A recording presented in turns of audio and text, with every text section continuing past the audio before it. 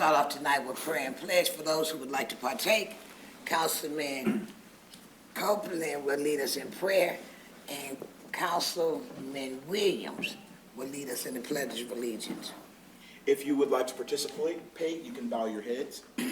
Gracious Father, we thank you this evening for another opportunity for us to come together as council and community to vote on the betterment of our community. Father, we ask, oh God, this evening that you give us strength, that you give us wisdom, insight, and knowledge. Speak through us, oh Lord. Speak to our hearts tonight as we continue the great work of the city of Saginaw. Lord, we thank you for all of those who make up this great city, the employees, the service members, our citizens. Thank you for giving us a spirit of unity to unite us as one for a greater tomorrow. Lord, we ask, oh God, that as we continue in this meeting, that we will have peace, understanding, and grace throughout this process. We thank you and call it done. In Christ's name we pray. Amen. Amen.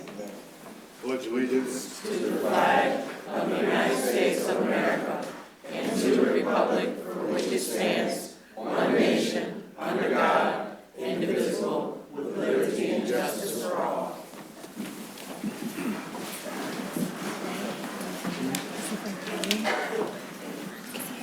Is he from Madam Clerk, roll call, please. Councilmember Sylvia. Present. Councilmember Williams. Present. Councilmember Ball. present. Mayor Pro Tem Bench. Present. Councilmember Ostash. Present. Councilmember Garcia. Present. Councilmember Flores. Councilmember Copeland. Present. And Mayor Moore. Present. Councilmember Flores. Present. You have all members present. Good evening again. I'd like to welcome everyone to our last of the month and our September meeting. I'm asking that everyone please put their phones on silent, especially everybody up here on the platform. I need your tablets on silence as well.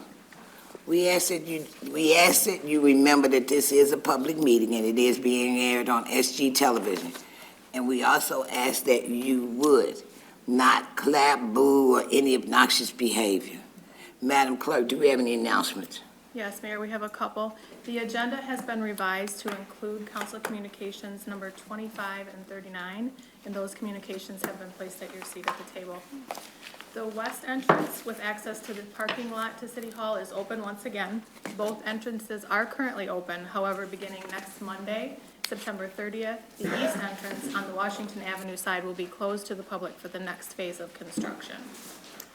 The third annual We Love Saginaw Businesses Trunk or Treat event will be held October 23rd from 4:30 to 6:30 p.m. at Celebration Park in the parking lot. A link for businesses to sign up to participate will be on the city's website later this week. And we have a proclamation on the agenda this evening. It's designating October 6th through 12th, 2024 as Fire Prevention Week. And we will have Mayor Pro Tem Bench read that. City of Saginaw Proclamation. Whereas the City of Saginaw is committed to ensuring the safety and security of all of those in and visiting our city. Members of the Saginaw Fire Department are dedicated to reducing the occurrence of home fires and home fire injuries through prevention and protection education. And whereas fire is a serious public safety concern both locally and nationally. According to the National Fire Protection Association, statistics show that 4 out of 5 fire deaths occur in the home. And whereas 3 out of 5 home fire deaths resulted from fires in properties without working smoke alarms. Statistics show that working smoke alarms cut the risk of death in home fires by 50%. And whereas the National Fire Protection Association has established Fire Prevention Week to create greater awareness and innovation in fire protection and prevention. As a result, countless lives have been saved each year. And whereas the 2024 Fire Prevention Week theme, Smoke Alarms, Make Them Work for You, works to educate everyone about the importance of having working smoke alarms in the home.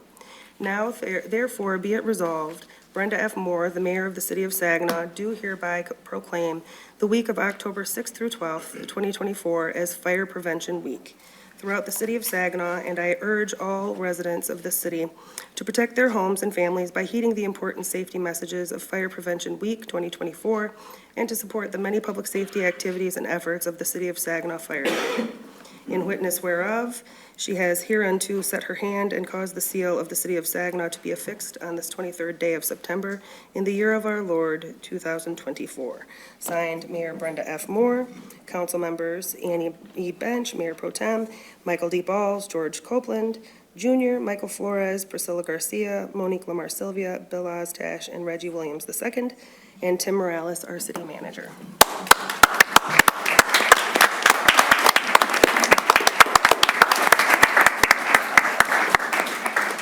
Madam Mayor, Council, Mr. Morales, we graciously accept your proclamation, and we also thank you very much. I also want to remind everyone that October 8th, we have our awards ceremony and open house at Fire Station Number 1 on Federal.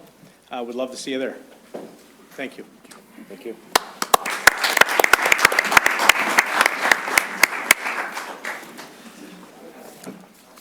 Madam Clerk.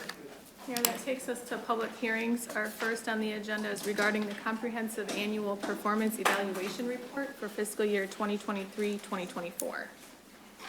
The purpose of this hearing is for the public to address council as well as council as a whole, and for council to hear the comments from speakers regarding a specific subject.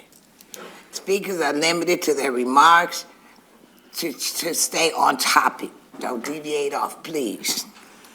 Please state your name and say if you are in support or if you oppose the subject at hand. The main speaker will be allowed 10 minutes, and every speaker thereafter will be allowed 3. You don't have to take the whole 10, Ms. Kana. Good evening, Madam Mayor, Council, City Manager Morales. I am Kana Franklin, Deputy Director of Community Services, here to speak to the Consolidated Annual Performance Evaluation Report. We call it our CAPER. Saginaw is an entitlement community, so based on the demographics of our population and the age of our housing stock, we are entitled to dollars from the U.S. Department of Housing and Urban Development, Department of HUD. So every spring, we submit an annual plan where we detail what we would like to do with the upcoming allocation. When the plan is approved, it comes with stipulations, terms, conditions. Fast forward to the end of the year where we are now, and we have to submit a CAPER. The CAPER tells HUD exactly how we spent the funds and shows that we complied with all of the stipulations that were required. Some of the conditions, there's a 20% cap on administration expenses, 15% cap on public service activities. There's a minimum amount that we must spend with a certified community housing development organization. Right now, that is Habitat. There's a maximum amount we can spend on homeless shelter activities. We funded 5 shelters this report, and overall, 70% of all of the money has to have a low-income beneficiary. I'm proud to report we met all of those conditions. The report requires that we speak to other compliance components. We have to speak to removing barriers to affordable housing, addressing fair housing choice, public partnerships like the work we do with the Saginaw County Land Bank. We have to speak to private partnerships. We work with most of the banks in town. Our new partner, Consumers Energy, thank you to Mayor Moore for that connection. The report speaks to our accomplishments. We provided over 1,400 units of service to low-income households, at least 5,000 units of service to children. We assisted 13 small businesses. We provided overnight shelter for 514 unduplicated families. HUD also requires that the report be made available for a 15-day comment period. It was advertised in the Saginaw News. Today is day 14. We haven't received any comments. The report is good. I expect the report to be accepted. I use the word "we" throughout my report because I do work with the team. Barbara Ashley, Leticia Trevino, Iris Burns, Keisha Smith, Sabrina Clark, Angel Goodwine, and Scott Nazinski. My name is Kana Franklin, and we work under the leadership of Yolanda Bland. Thank you. Thank you. Is there anyone else who would like to make a comment to this subject? Is there anyone else who would like to comment or make on this discussion? Last and final time, is there anyone else who would like to comment on this topic? I need a motion to close this hearing. So moved. Second. It's been moved and second. All those in favor signify by saying aye. Aye. All those opposed, nay. Madam Clerk. Our next public hearing is regarding the agreement for conditional transfer of property pursuant to 1984 Public Act 425, Richland Township.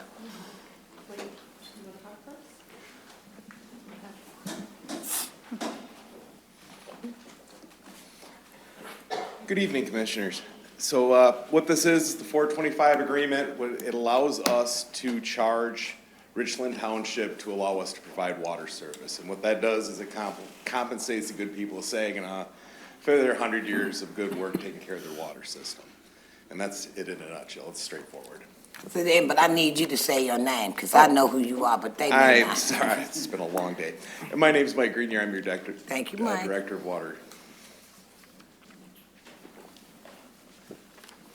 Is there anyone else who would like to speak to this topic?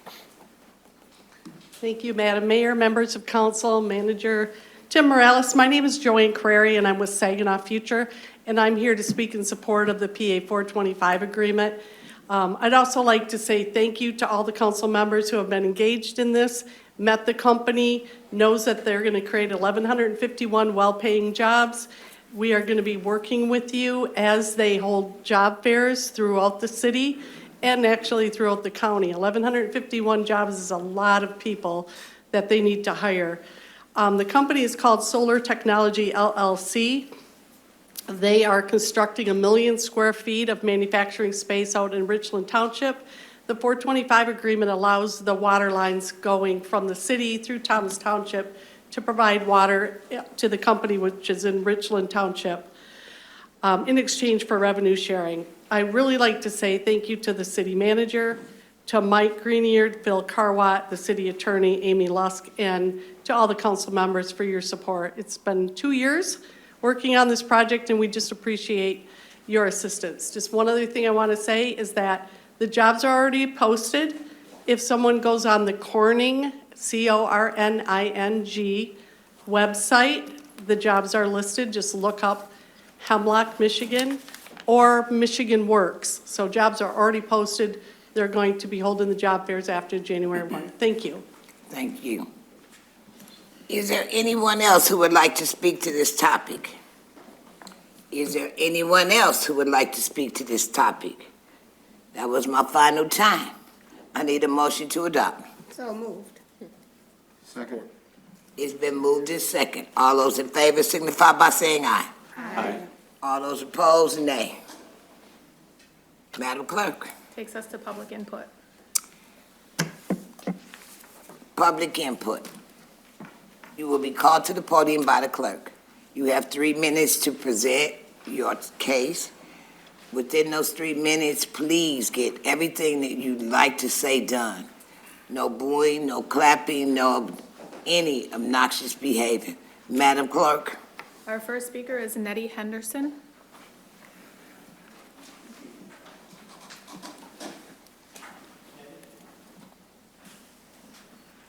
On to Robert Ramsey.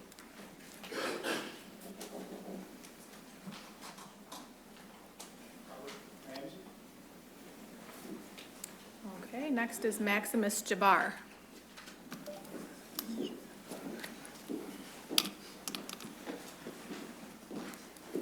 Try to make this 3 minutes. I had things written down, but I said to heck with that one. Thank you for letting me speak. Thank you for everything. You need cameras. I told you that once before. A man got killed right at the library. If it wasn't for cameras, you would have never knew who he was. Well, the same thing with the streets. You need cameras. You need them bad because the police need them. You got a small group of police. The officers are good officers. Some of them I know myself. They need help. The cameras, they can monitor. Now, if Chicago can do it, Detroit can do it, I don't know why you guys can't do this. How many lives got to be taken? It's serious. You need to do that. I made a point to come. I want to thank every one of you guys up there. You put the no parking signs, it worked a little bit, but sometimes they still ignore that. If you got cameras, these officers can sit back and monitor when they can, and then they can see what's going on. They can't see everything. Your thieves and your radicals are very smart. They ain't stupid. You got to do something about it, or it's going to be some more lives. Now, you don't have to listen to me, because this is the last time I'm going to say anything about it, because I'm planning on getting out of here in another couple of years. I do not want my wife to come to this kind of stuff. In Africa, they don't do this. They fight, but they don't shoot. They're not even allowed a gun.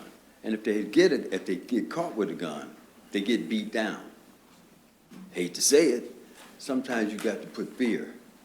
You don't have that. They don't even respect the police because you took too much out of their hands.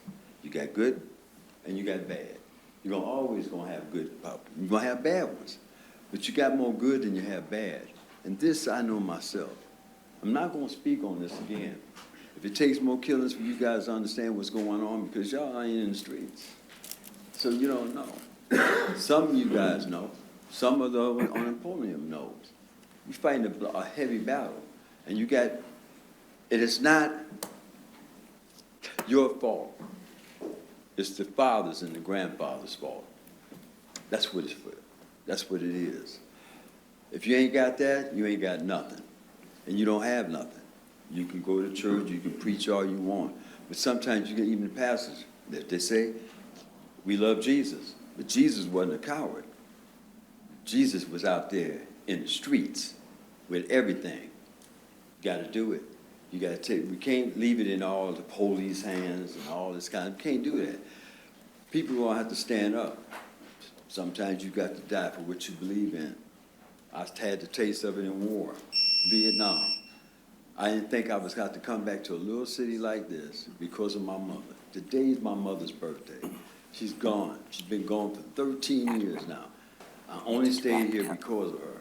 But I want to do something positive before I leave. I want to make a difference because Saginaw is a good city. It's a good city. It's just the people that you got in it. Thank you. Thank you. Our next speaker is Jimmy Carter.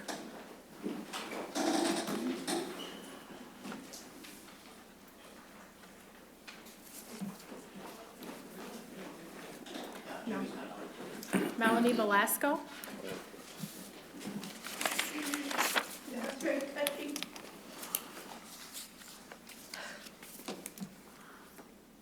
My name is Melanie Velasco. I really think we could use the little homes, and we have land that could possibly be used for this little home community. I'm going to call it a hub. Junior high, Weber Junior High is a good location. The old fairgrounds would be a prime location. For little homes, they don't have to be elaborate, just enough to get homeless people like myself off the street or out of their bed. Good idea, okay. Also, I've talked to a few people around and about the community, and they'd like a plasma center, like in the Court Street area, for like on a Sunday, they need that service. Also, they'd like lighting at bus stops, a little bit more lighting as protection of their, themselves.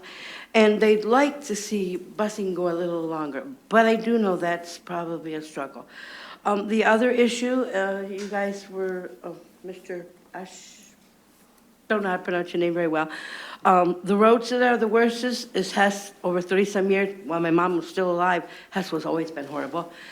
So is Lowell, so is Marquette, and so is Jefferson. Horrible, absolutely horrible. The other issue that I had is my building is actually now not only condemned, but it is foreclosed.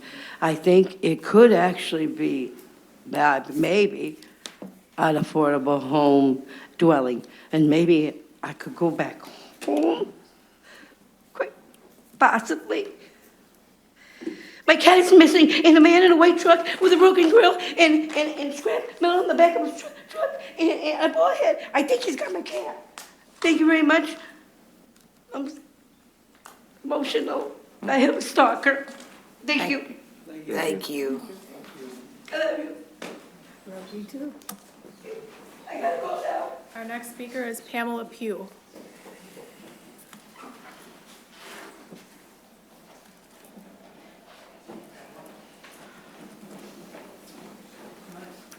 On to Evelyn McGovern.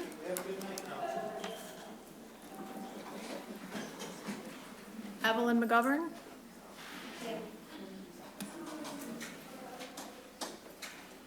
Oh, Evelyn, I'm sorry, Chief missed Pamela.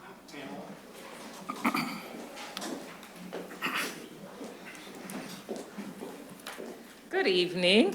My name is Pamela Pugh, and I am here to present a project that I've been working on for some time with groups from across the city and county, actually. And I did not bring enough copies, so what I'll do is I will get the copies to the clerk and have them distributed to you. But what I am presenting is the Saginaw Just Transition Indaba. And what the word Indaba means is a South African term, and it means that everyone coming to the table has voice, and that their voice is valued. And the purpose of the Saginaw Just Transition Indaba is to address food as well as energy insecurity. And we've been meeting since somewhere around 2020, 2021. And the groups that we've been meeting with have included First Ward Community Center as well as Saginaw CAC, as well, and some faith-based organizations, and bringing those groups together to help solve problems around energy, around food. We've been able to secure dollars through Dan Kildee's, Congressman Kildee's, earmarked dollars from the federal government. We've been able to put food, equipment in faith-based and community-based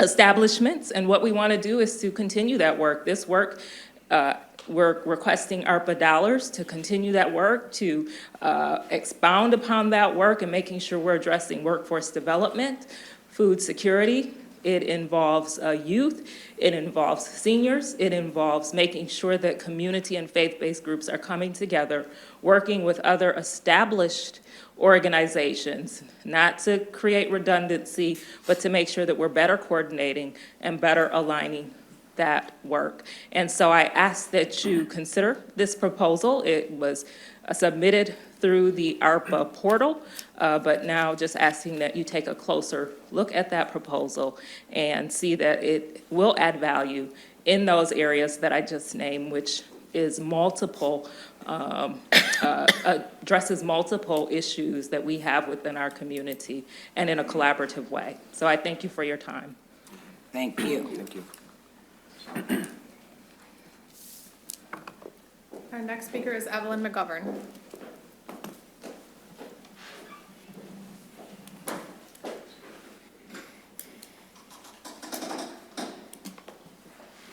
Good evening, Council and the citizens of Saginaw. Again, my name is Evelyn McGovern, and I am the president and co-founder of Women of Colors. And again, I want to thank Council for approving ARPA funds for Women of Colors to purchase the property located at 3057 Davenport Avenue to provide programs and services in the Saginaw community.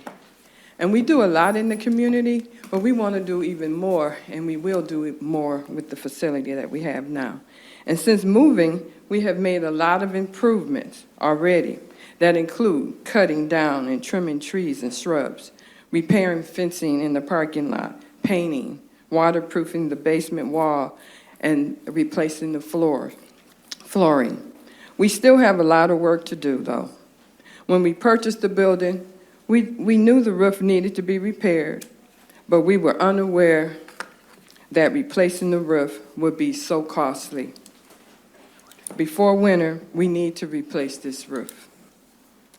There's leakage in our conference room and basement, and it's only going to get worse if we don't do anything now. Last month, I requested funds from Council to help Women of Colors with the roof replacement, and Councilman George Coleman commented for further Council consideration, future allocations for funding should have matching funds, and the request was denied.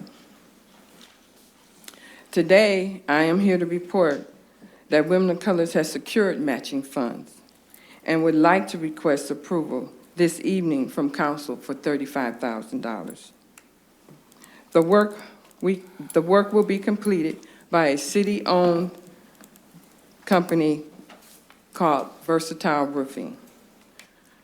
Women of Colors also wants to invite you to our ribbon cutting open house and the citizens as well on October 17th, which is a Thursday, from 3 p.m. to 6:30 p.m. to allow individuals that may be getting off of work at 5 o'clock. We wanted to keep it open later for those who can make it. We hope you will attend this event and celebrate this beautiful building that you help bless Women of Colors with to serve our citizens of Saginaw. Thank you. Thank you. Thank you. Our next speaker is Chad Arndt.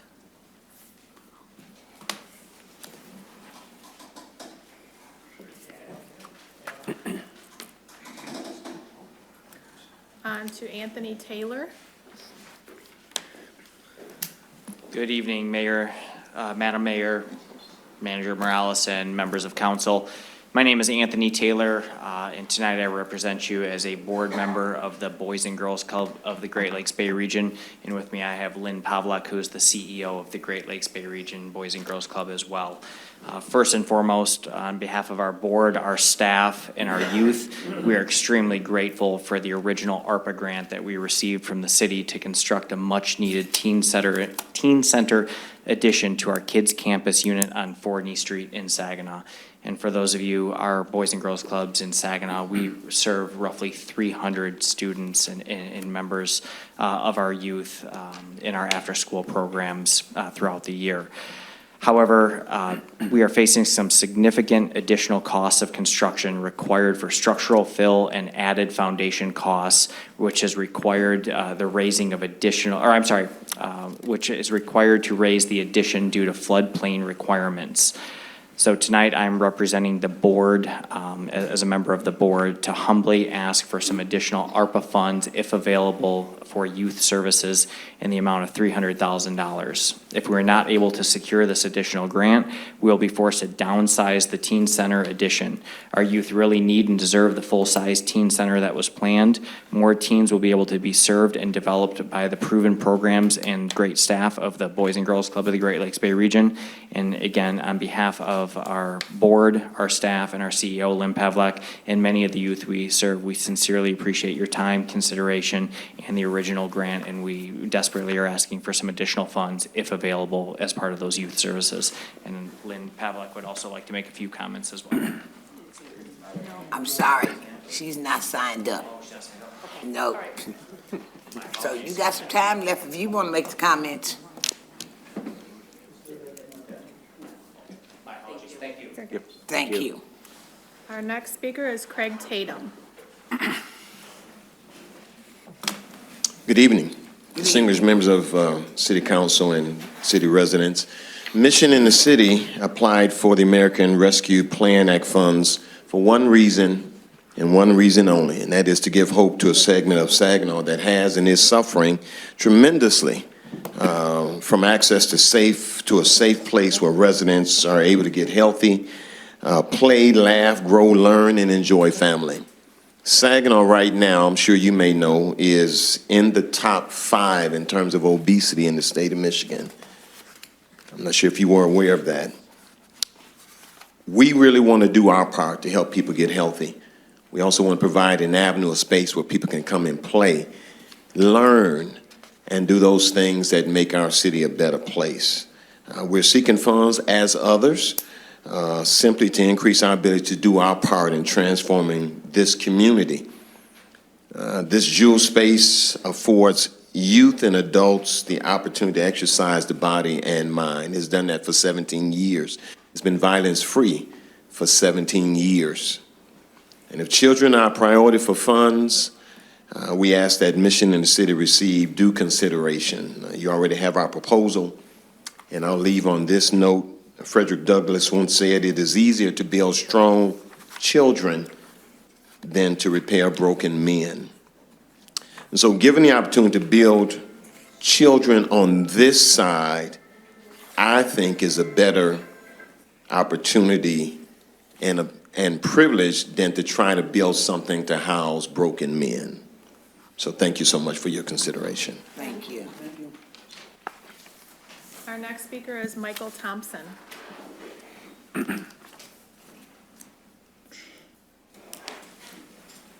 Good evening. Thank you for the opportunity to participate.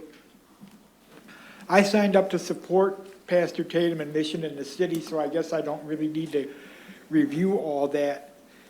I think what happened started back when your proposal books were assembled by Guidehouse in a very disorganized manner, and they threw all the ideas from the portal with the proposals together, and you got 400 pages plus, all mixed up. And I think you had some oversights, including Mission in the City, that you could correct tonight. One thing I have heard is you can't give money to a church.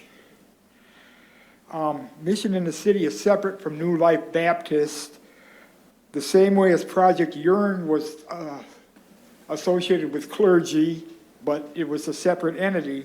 And just recently, when you gave the state youth intervention dollars, 1.6 million, those were to a pair of groups that were also led by clergy. So I don't understand why that's a problem with Mission in the City. On a footnote, speaking of the youth intervention, I believe the Mexican American Council should have been included in that. Just when it seems like we finally are starting to include our Latino brothers and sisters, then we step back with an omission like that. But there still is time for repairs in this instance also.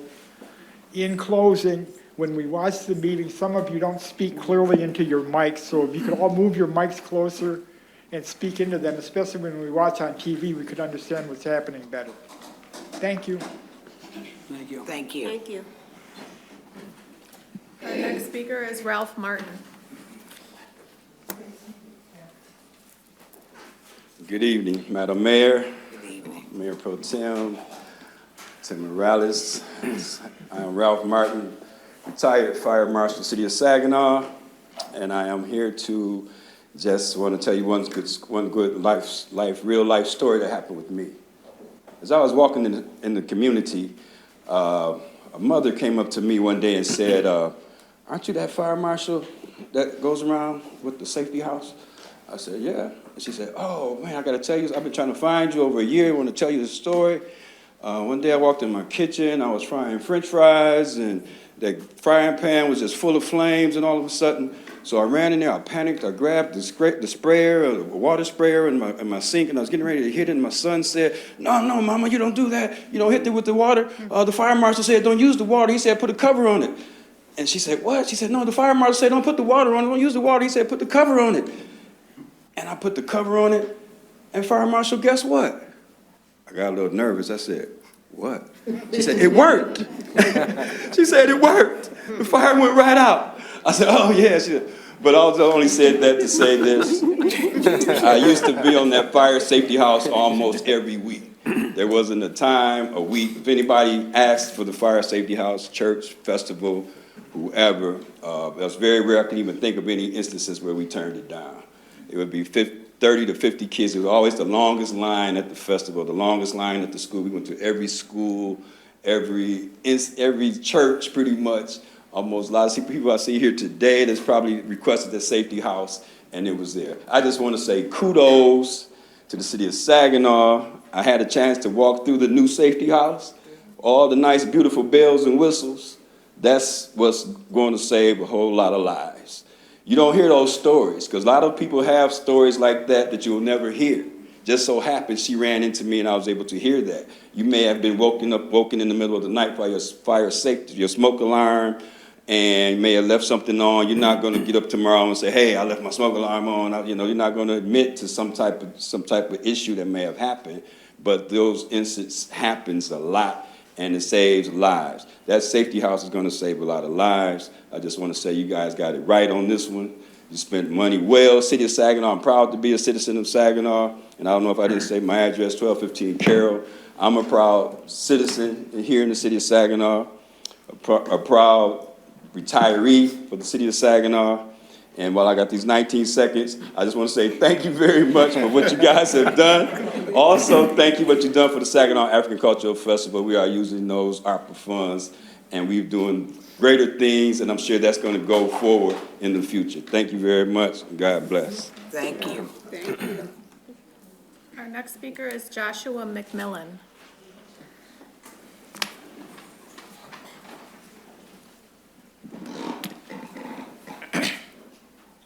Good evening, Mayor Moore and Saginaw City Council members. Good evening. Good evening, sweetie. My name is Joshua McMillan.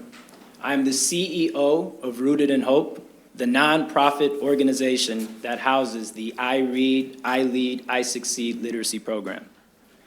I am here today because I am requesting ARPA funding for the Rooted in Hope to implement our literacy program in our city. I am a proud native of Saginaw and a product of the Saginaw public school system. I have teaching experience that spans over 15 years, having served as a tutor, as well as public and charter school teacher. In my wonderful years of teaching, there is a strategy that I have found to be very effective. It is called to, with, by. Say, for instance, we wanted to teach a child how to ride a bike. To, you must first show them how to do it. Get on the bike, and while maintaining your balance, push off, and then begin pedaling. To, with, by. Next, you must perform the activity with them. This is harder than it sounds. Sometimes there's issues you never see coming. Maybe you overlooked an important step to teach because you're so used to riding your bike. Maybe the scholar decided to honk the horn attached to the bike instead of pay attention. Regardless, if the lesson is done correctly, scholars will eventually take off the training wheels and begin pedaling on their own. This is the last phase in to, with, by. They must perform the activity by themselves. In Saginaw, children are taught by their environment. Eventually, whatever they've learned, they will perform those actions with or without help. To, with, by. Rooted in Hope is here to put scholars in a successful environment with tutors that care, volunteers that care, experts that care, and an organization that cares. After all, children do not care how much you know until they know how much you care. My prayer is that as you listen to our request and decide, you do so with an open heart and a belief in the possibility that in this organization, there are good people that are worth rooting your hope in. Thank you. Thank you. Our next speaker is Dr. Gwendolyn Thompson McMillan.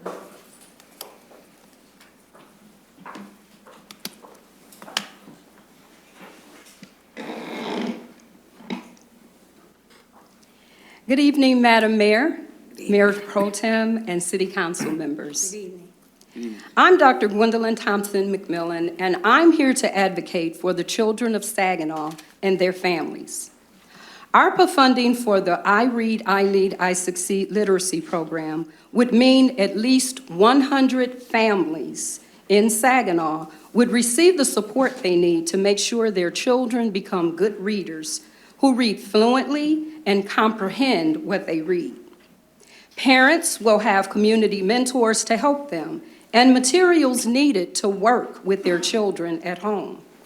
Scholars will have energetic high school and college tutors who are trained to implement innovative teaching strategies. We have collaborated with schools for over 2 decades. This past summer, we partnered with Saginaw Public Schools to implement Read, Lead, Succeed in 2 priority elementary schools.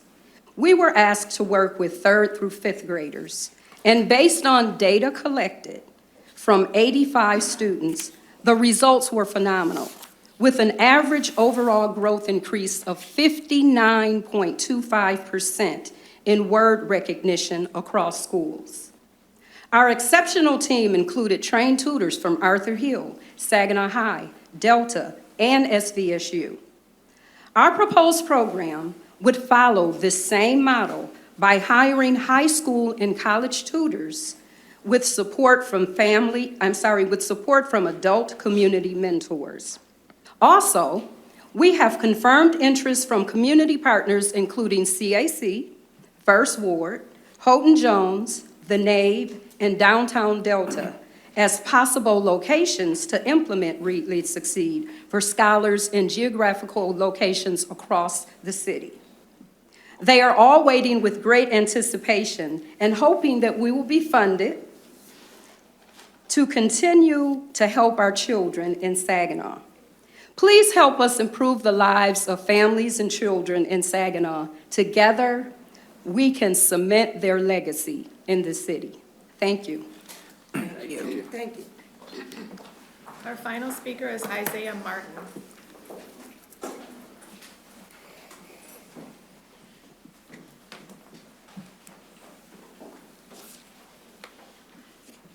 Hello, good evening.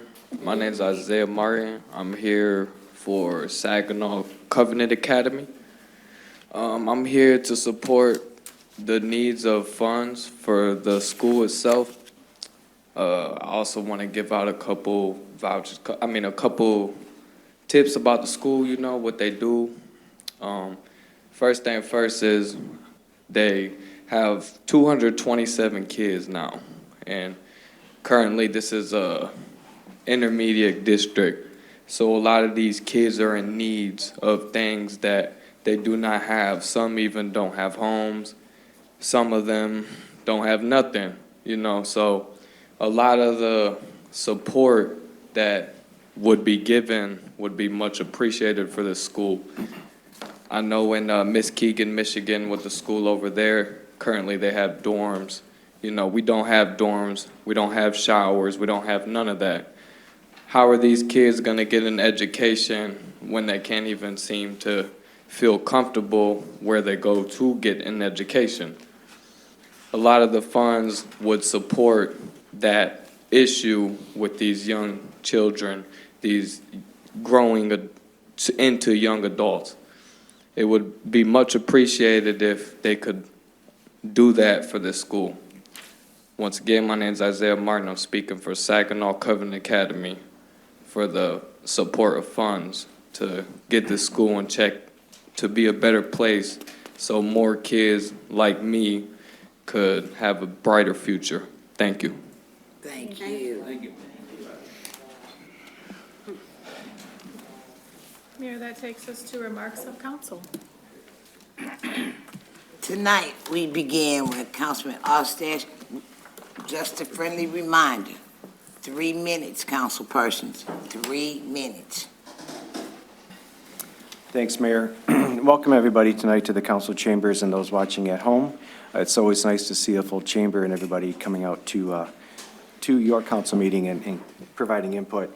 A couple of the folks that left the chamber already, but I did want to comment on, Maximus talked about cameras in the city. The city is actually securing grants, and our police department has been acquiring more cameras too. So that is something that we are actively doing that the council has approved. I know Melanie has left, and she's always talking about tiny houses. But if you go over by Covenant Hospital, you'll see the neighborhood enterprise zone that council has created, and there are quite a few new homes. I believe there's over 100 new homes that are being built there, if I'm not mistaken. Evelyn, thanks for coming out and bringing us this card for your open house, because I did have this on my list of things to do to put on the calendar. So if everything goes right with work that day, you should see me there. I do want to come to your open house.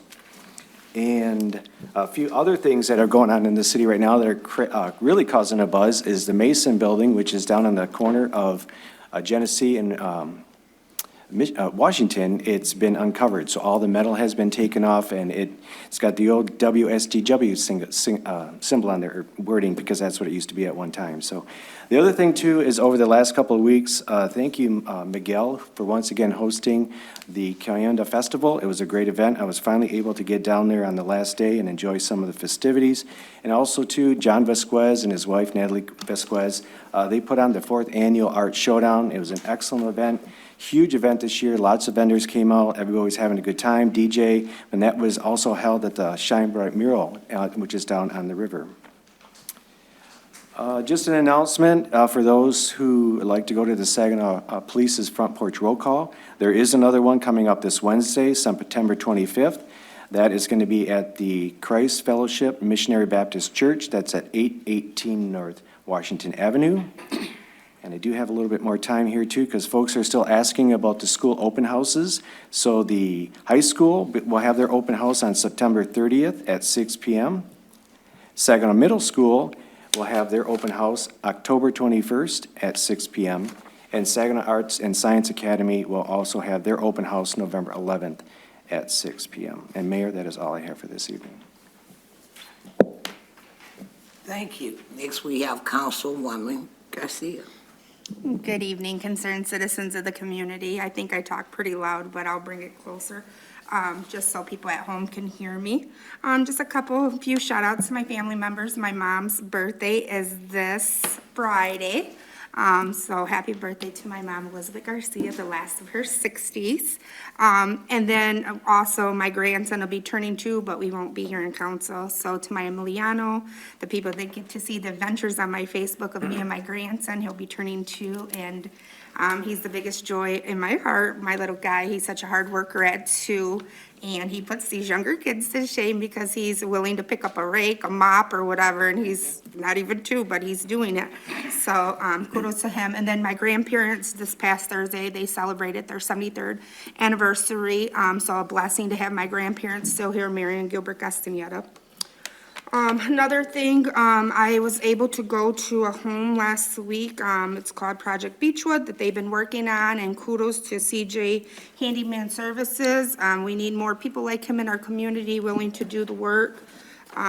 Great company. They're out there helping the young lady. Her house was hit by a drunk driver, caught on fire, and I went into the home, and she most completely lost everything, and she's a young mom with 3 kids, and the debris fell on the baby. So kudos to these young men and volunteers in the community. I actually went down there and took them some Gatorades and some pop and things like that. Thanks to Eastside Soup Kitchen for the donation as well. And tomorrow for Taco Tuesday, they're going to be doing a fundraiser starting at 11 for $5 taco lunch. So it's over there and Beechwood.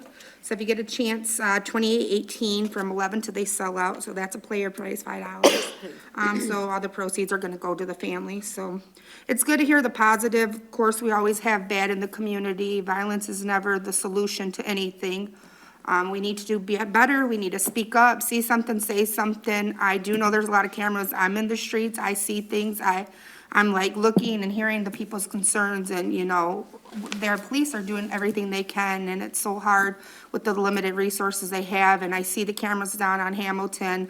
I mean, they deterred a lot of crime as it was. It's been happening down there during the summer, so that's always good.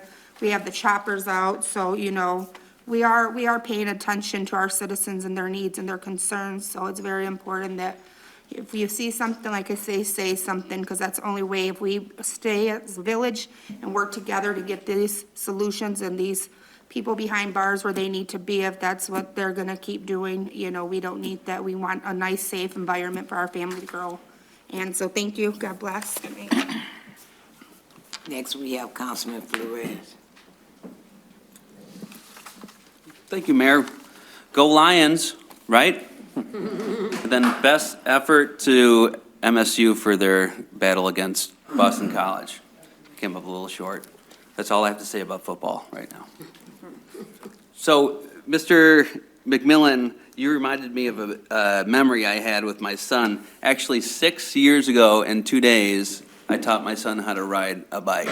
And I had the video. I want to play the audio just for record because I'm almost out of here. Why you do it, okay? All right. Remember, pedal. You got to keep pedaling, and you got to pedal fast. You got it. You got it. You got it. Go. Keep going. Pedal, pedal, pedal, pedal, pedal. Pedal, pedal, pedal, pedal.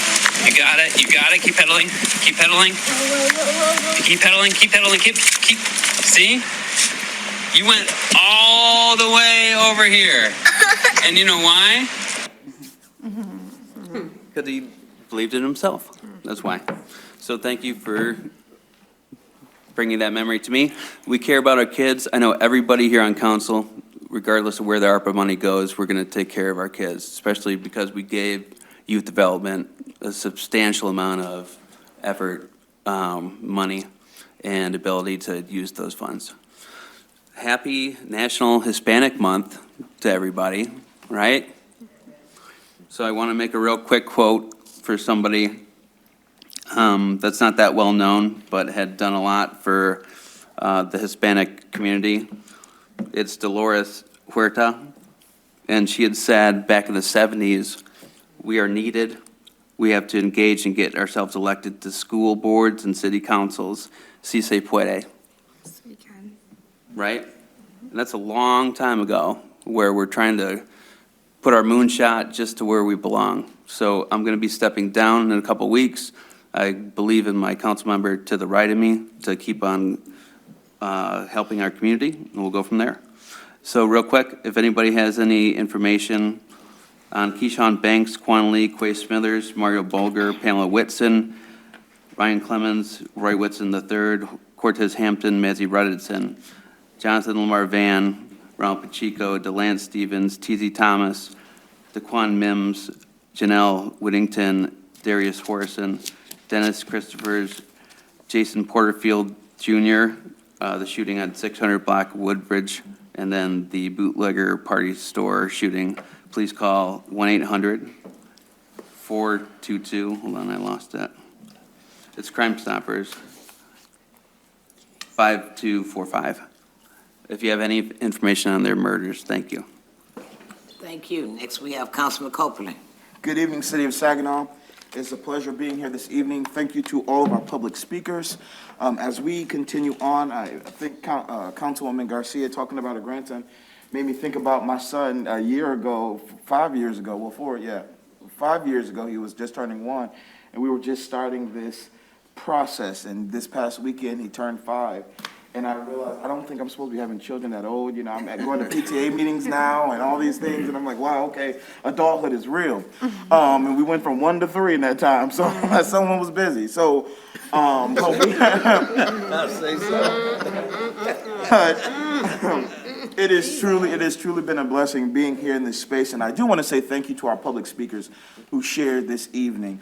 But I have to say, I got choked up and a little emotional, because I saw an image tonight, and I'm going to speak of Isaiah Martin, and the power that it took to stand up this evening, you know, and I think we've heard from Saginaw Covenant Academy, but it wasn't just him standing in his power, standing in strength, standing in growth, but it was also the two people who stood behind him. It was two people who you could tell they didn't say anything, but it was a moment of strength and power surrounding him that gave him the encouragement that he needed to stand in this space, to say what needed to be said for his generation. And so I tried to pull it together because I think that speaks to where we are really. Where we are really is if we are not standing behind this generation, we don't have to say much, but our presence. And I think tonight I was leaving work and I got a voicemail from my son who said, "Where's Daddy?" Because I've been busy. I did the NAACP and then I got up early to work. And he said, "You know, Daddy wasn't here to put me to bed last night and all these other things." So what I did was I told my office, I said, "Y'all look later. I got to go home and see my son before I go off to council." Because it's presence. It's being visible. It's the support that our young people need. And as my councilman said, I'm looking forward to tonight as we continue to allocate this money. But most of all, I ask, whether you get the funds or not, that we will continue to be present for this generation, that we will be there, pushing them, supporting them, speaking words of life and encouragement into their lives, because they are the now generation, and we need them more than ever. Thank you so much for this opportunity, Mayor Moore. Thank you. Next, we have Councilwoman Sylvia. Thank you so very much. First of all, I'd like to say thank you so much for coming to your city council meeting. This is your city council, and we're here to represent you. So I'd like to say thank you. Thank you to all the public speakers. Many of the things I was going to say has already been said, so I won't get on your nerves and say them again. But kudos also to Covenant. Really, I've had several occasions to visit with them, and it just, if anyone knows me, anything about me, a little bit, youth, my passion is youth, and probably will be till I leave here in the rapture. But that's another story.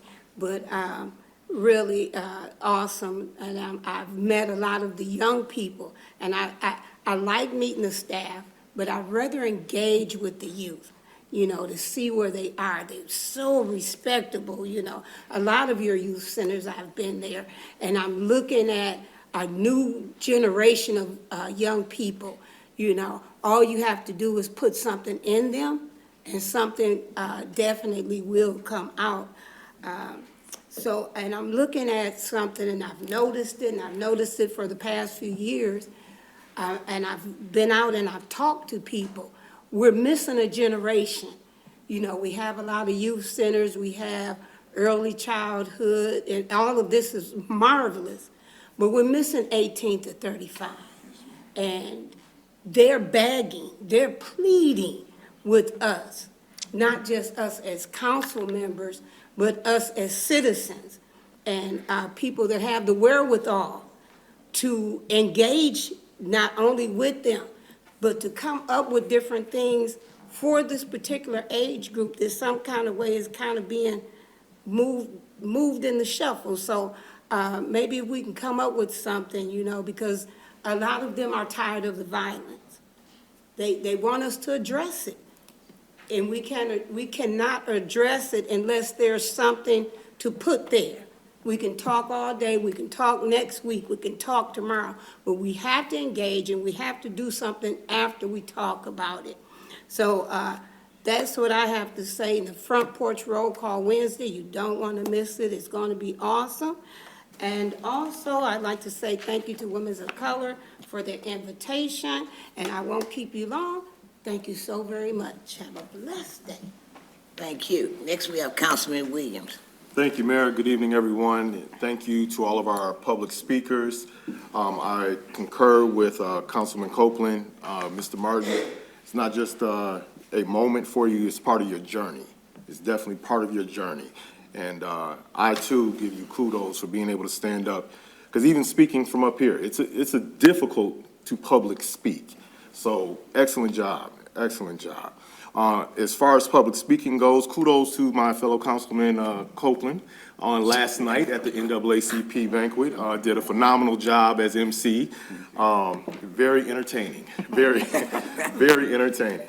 I do want to piggyback what you talked about as far as presence goes. My sons are older, and anyone who has children, you understand the battles of parenting and the doubts we may have as parents. Are we doing the job we're supposed to do?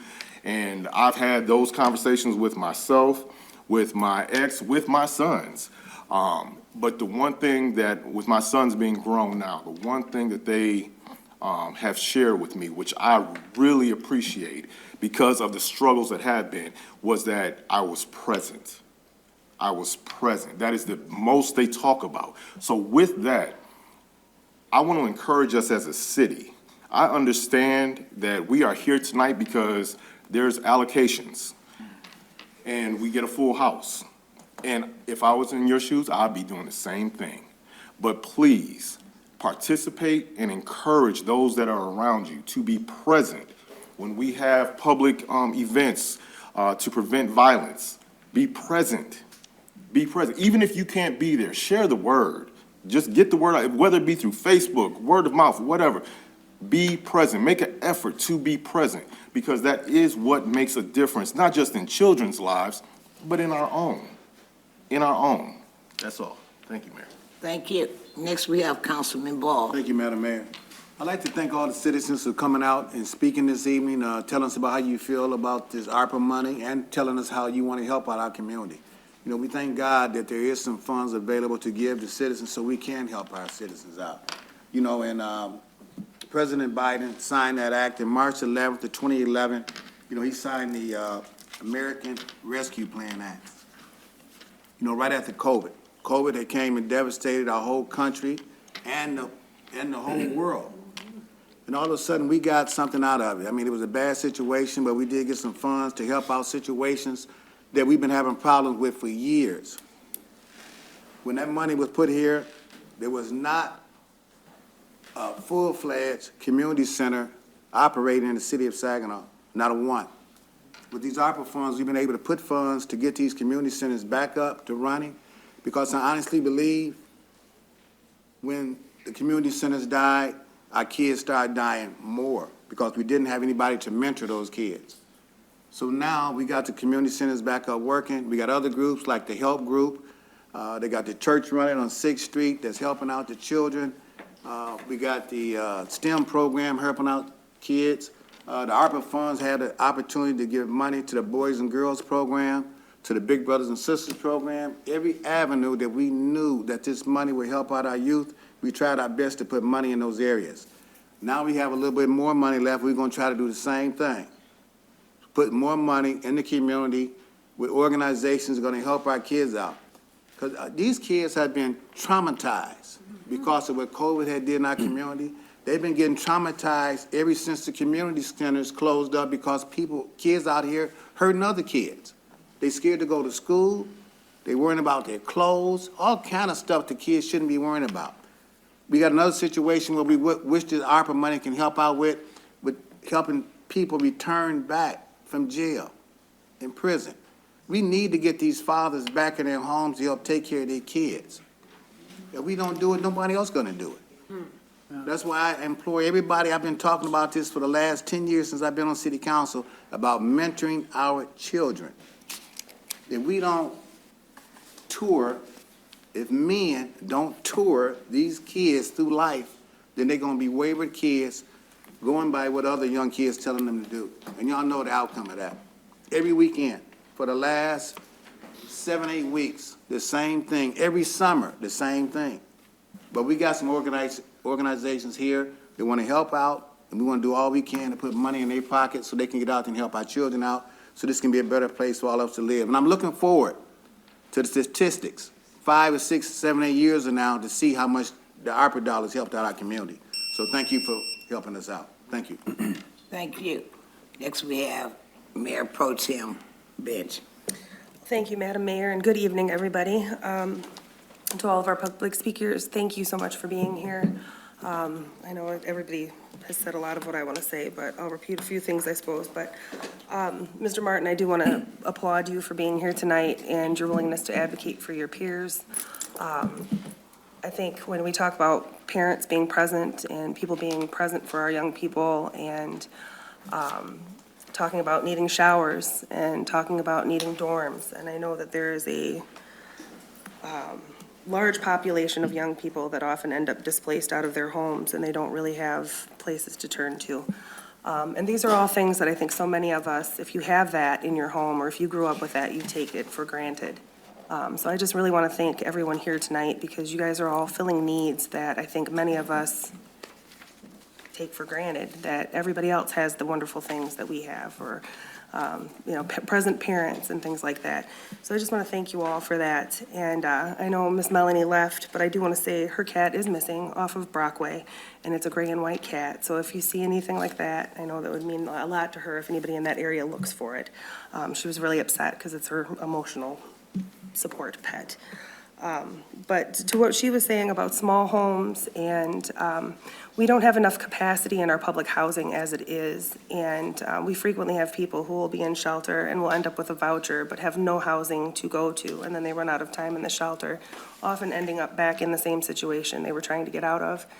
And we also have a limited amount of housing for people to move just into the city, let alone, sell your home and buy something that you can downsize and still afford. So when she talks about tiny homes and Councilman Ostash talks about some of the things that we've done as a city, we've been having a new zoning process. We've rolled out, several meetings and several opportunities for people to participate in our zoning process.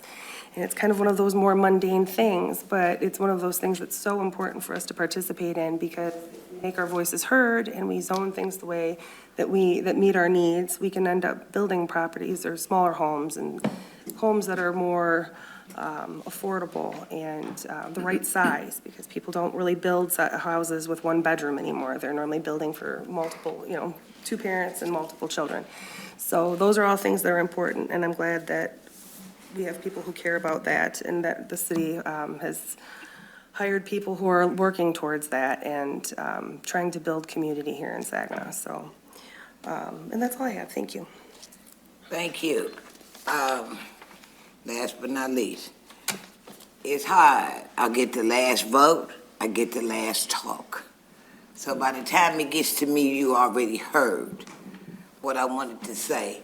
But I do, and I need to thank a lot of individuals throughout this city who came out and cleaned up this city. Covenant Academy, kudos. Isaiah Teller twins, I said, I'm ready for another round. We had several young groups here, and the academy just stuck out. I guess I done got real connected with them, but they stood out. They stood out, and so did Holy Cross. Those individuals stood out because they were children, some had been in trouble, and they're trying to get their lives together. And they thought that was the most funnest thing in the world to clean up. Go figure. We take it for granted. I got young people who call me now, Ms. B, well, when's your next cleanup? Not till May, next year. But I also encourage them to do some volunteer work in the community. There's nothing wrong with it. I get excited when I see a room full of people. But I wonder after we disperse this money, how full this room is gonna be afterwards. See, for me, it's the aftermath. We all wanna be around in the good times. How about the bad times? Saginaw, we're poised for a comeback. We're coming back.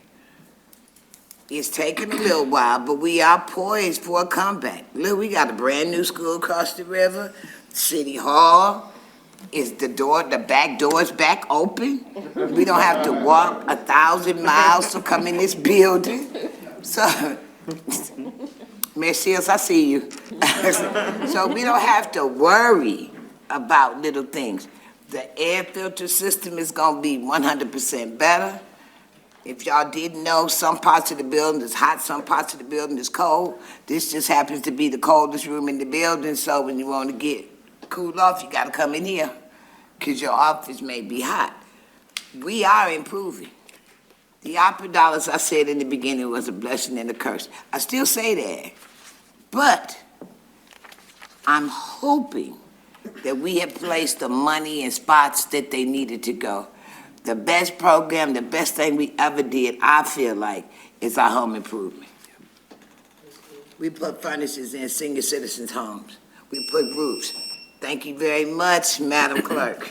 Yeah, that takes us to reports from the manager. Mr. Manager. Thank you, Madam Mayor. So first, I want to start with an announcement. The city once again received the Distinguished Budget Presentation Award from the Government Finance Officers Association.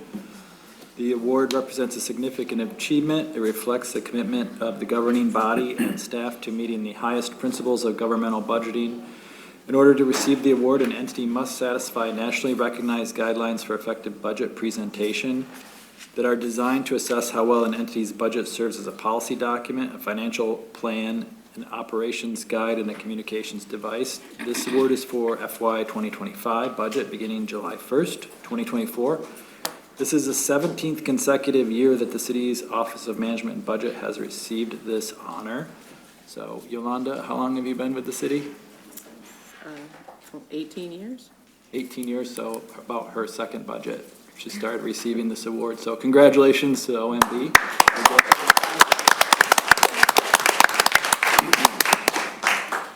Great job, once again, and takes a lot of work to put that together. It's a lot more effort than just putting the budget together. So thank you to Yolanda and her staff. And hopefully, we had the new fire safety trailer that was mentioned earlier out front, out across the street earlier, and the new fire engine,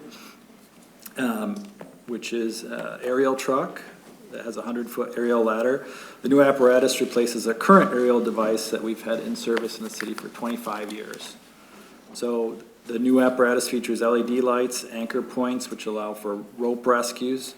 Additional safety upgrades include vehicle camera systems to provide more effective navigation. Members of the fire department have completed the training on the new vehicle, and it's now in full service at Station 1. Council approved $1.3 million for the purchase of this truck from the ARPA fund, so that greatly increases the safety we have in our community, fire safety, and the fire safety training trailer, as our former fire marshal mentioned, that is critical to teaching kids about fire safety, and it's something they always remember. If you had an opportunity to see that, it's pretty impressive, the new one that we have. And as a reminder, we do have the fire award ceremony Tuesday, October 8th. It's at Station 1. It's open to the public, and if you want to come there, we'll be able to check out the new apparatus there. It's housed at Station 1, and the fire safety training trailer as well. I'm sure they can have that available if people want to see that. And Council Member Lamar Sylvia and Nastash mentioned the front porch roll call. What our officers do there is assemble on a residence or organization's front porch to have a roll call and informational session, which is what they do prior to every patrol shift. And after that roll call, the officers will meet with residents to hear about their concerns and issues in their particular neighborhood. This is part of the outreach program that was recommended when we did the analysis, the crime analysis with Michigan State University, to have outreach in neighborhoods. So the front porch roll calls are part of that, and the SPD is looking for a hosting location. So if you'd like to host, please contact Gabriella Finkbinder at the Saginaw Police Department, 759-1260, or contact Chief Ruth. And I do want to also mention the Community Leadership Awards with the Saginaw Chamber. The city did win with Saginaw County, the Spirit of Saginaw, so I want to thank Council for all your support putting together the Memorial Cup, and also all the city staff that did a lot of work during that 2-week event to help keep the city clean, and also the work on Symphony Lane and the mural and the Henry Marsh Plaza and the Riverfront Gateway. So a lot of that work that they did was in preparation for that, and now we get to enjoy that for the next 25 years. So thanks for council for supporting all that, and thanks to the staff for working on that. And with that, Madam Mayor, that concludes the management update. Any questions of our city manager?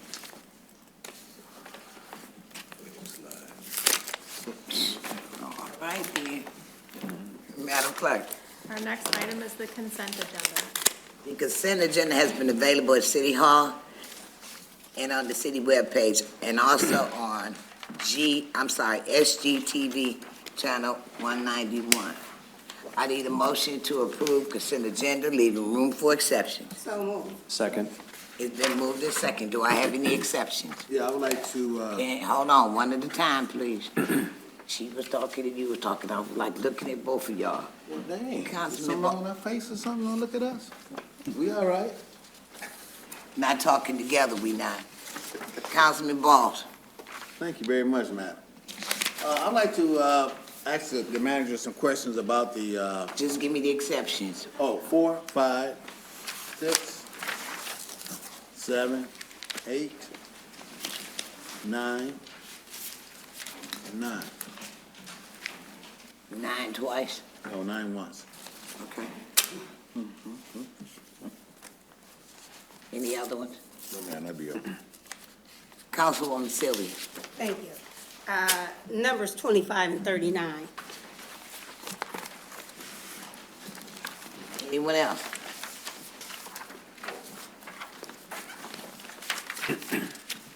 Any other discussion? All those in favor signify by saying aye. Aye. All those opposed, nay. Madam Clerk. Item number 4 is to approve the home grant agreement for $409,911.15 from the Department of Housing and Urban Development for the Home Investment Partnership Program for fiscal year 2024-2025. That was Councilman Balls. If I may, Madam Clerk, I would just like to ask him about 4, 5, 6, 7, 8, and 9. You know, all these are housing grants, and I'm wondering why we don't pool some of this money together to try to build some new homes in the city of Saginaw. I mean, do that ever come up to build new houses? I know we need new housing, and we are fixing up the old housing. So only the home funds can be used for new construction, and that's the money that we give to Habitat. And we can give you the list of addresses. We just did 2 new houses, 1407 and 1403 North Fayette, 2428 North Bond, and 1611 North Woodbridge are complete.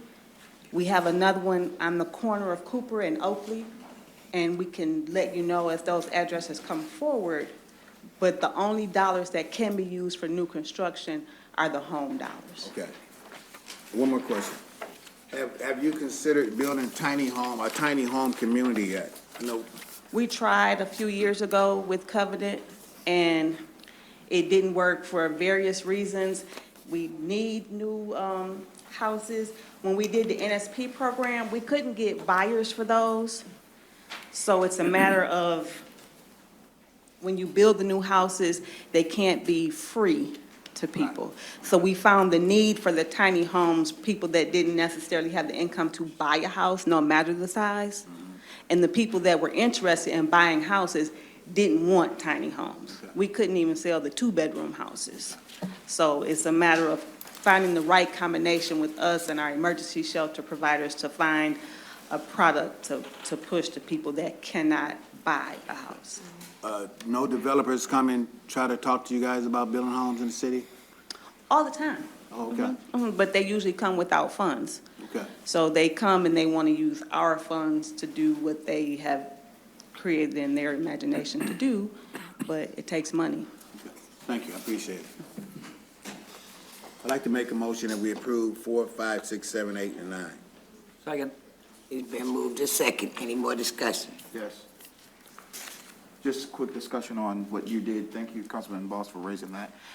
Regarding the new builds, is there any conversation, I know we have the Housing Authority for the City of Saginaw, and we know through HUD, there's the new RAD projects and possibly building. Is there any possible plans, and we did receive funding, so is there any possible plans in the future in partnership that these funds from HUD in partnership with the Saginaw Housing Commission and any developers, especially who are trying to do developments in our downtown area, that we may all come together to address that? So part of our charge in that report I spoke to earlier, we do have to work with the Housing Commission. And so far, the money they have has just been to improve the buildings that they have. But we have been in discussion with them about what's next in the RAD program and whether that's to demolish and rebuild some of the high rises we have, or if we can move them to different locations. But that's coming, not yet. But we do have it's part of our charge, part of those stipulations that we work with the Housing Commission. Thank you so much, Ms. Franklin. Any more discussion? There's a motion on the floor. All those in favor signify by saying aye. Aye. All those opposed, nay. Madam Clerk. Item number 25 is to approve the proposed traffic regulation changes for the Public Services Department engineering section of the right-of-way division. That was Councilmember Sylvia. Thank you very much. I almost don't know where to start. I just got this today, so I looked over it as much as I could. I really don't like getting things the day of council meetings because it doesn't leave me enough time that I would like to have to look over information. But the information that I looked over in regards to this particular communication, it bothers me to the point that after all the talks, after all the meetings that I have been in, after the citizens cried out that they do not want 5th and 6th Street turned into two ways, here is a communication to do it anyway, regardless of what the citizens have said. And there's been numerous, there's been hundreds of people that talked about it. They've had it at their neighborhood meetings. And so I am perplexed that this would go on anyway, even though the citizens spoke out against it. So could you just give me some feedback as to why this, one, that is on the agenda, and two, why it would go forth anyway, even though the majority of the people that lived in that area said they don't want it? Well, just to kind of give a little background, we did our transportation committee meeting in the beginning of May, and that was to go through the traffic regulations. We had a bunch of other parking regs and that kind of thing that we took off of that agenda to solely focus on 5th and 6th.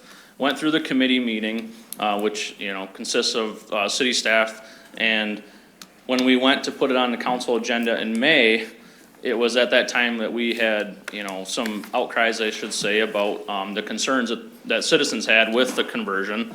So we pulled it from the agenda and then set up a public meeting to talk about that. And then we also had another one after that. We went to the First Ward Community Center for a neighborhood association meeting there, as well as the NAG meeting in August. We had people bring up concerns.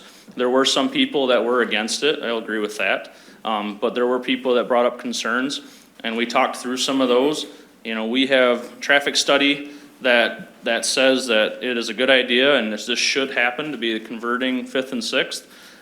You know, it increases safety in this area. There's a learning curve. We all know that. Whether you take out a signal, put up a stop sign, convert a road, whatever you may have it, anything that's new, we all know there's a learning curve with that. And so our study shows that this is needed. You know, traffic volumes have dropped so much that people are just driving the wrong way on the one-ways already. It's a hazard as it sits now. There's a lot of crashes, side swipes, high speeds in that corridor. And on top of that, we also have a Hunger Solutions site plan, and they're looking to expand into Thompson Street, which is Thompson for about 3 blocks, and then it's 5th the rest of the way up to M13. And so with 5th and 6th being truck routes, we had to divert trucks somehow because the Hunger Solutions expansion wants to take over that 1 block of Thompson just east of Genesee. And in order to accommodate that, we have to do the conversion to be able to reroute trucks in and around that area. That's the only way, really, the only north-south truck routes on the east side besides M13. And that gets traffic to and from Genesee, M13, as well as 675, the on and off ramps there at Wadsworth and Fitzhugh. So when we originally approached this, there's another CC to award the conversion project. When we originally approached it, we were going to try to convert the entire section all at once. You know, talking with the public and having those public meetings, that was not a good idea. We haven't done a conversion in probably about 20 years, so we scaled it back. This is kind of what we're calling phase 1. Now, the traffic regulation CC here is still an approval of the conversion for the entire sections of 5th and 6th. But the other CC on the agenda tonight is just the approval to complete phase 1. We took that scope and narrowed it down to that phase 1, which is from Genesee to Fitzhugh, because of some of the concerns of the citizens. We still want to do the conversion in this section so that we are not holding up the Hunger Solutions expansion. And as it sits right now, they're gathering funding and they're hoping to start in the spring. So we're trying to get the road converted and be out of their way when they actually go in and start abandoning that road and start building their expansion. But to take into account the citizens, we took that and started a phase one. It's gonna be, converted, our goal at least, if it's approved tonight, our goal is to have it converted.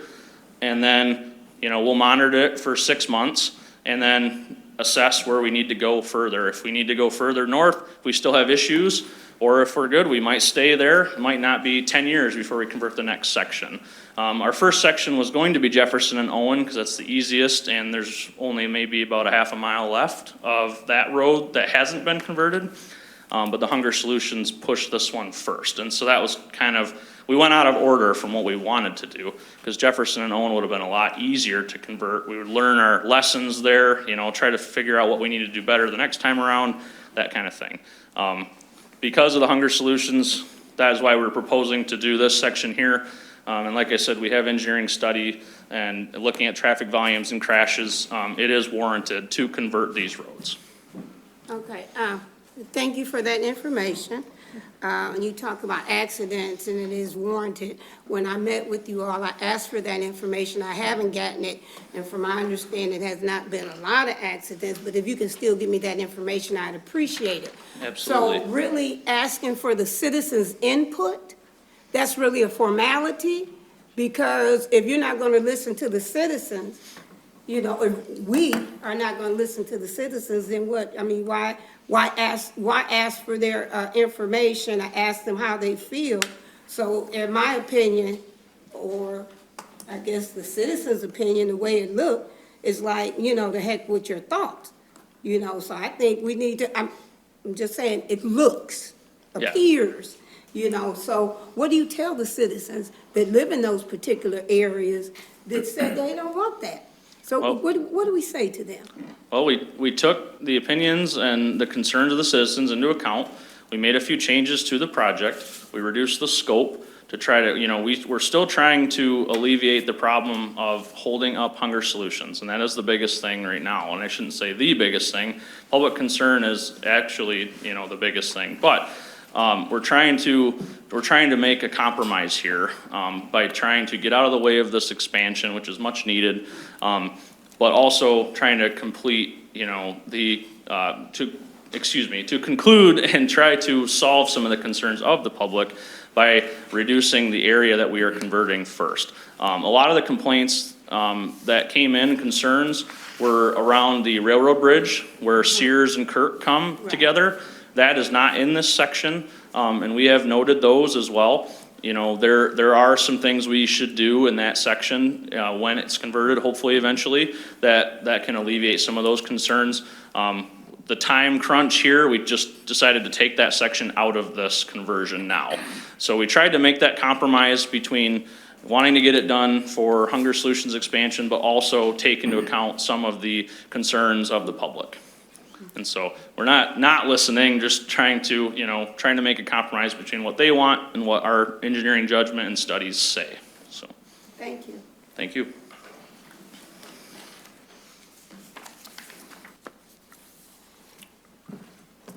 Mayor?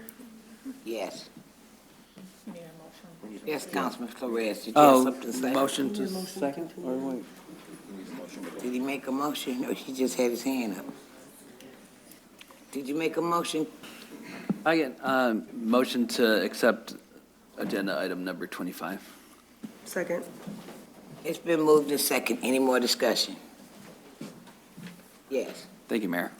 Was this part of what MDOT had given us, I think it was either late last year or early this year, for the reduction of population, right? It's not that? No, this MDOT did an M46 study that they have kind of a proposal for converting Hound and Remington and Sheridan and Warren as well. That's completely separate from this study and this work.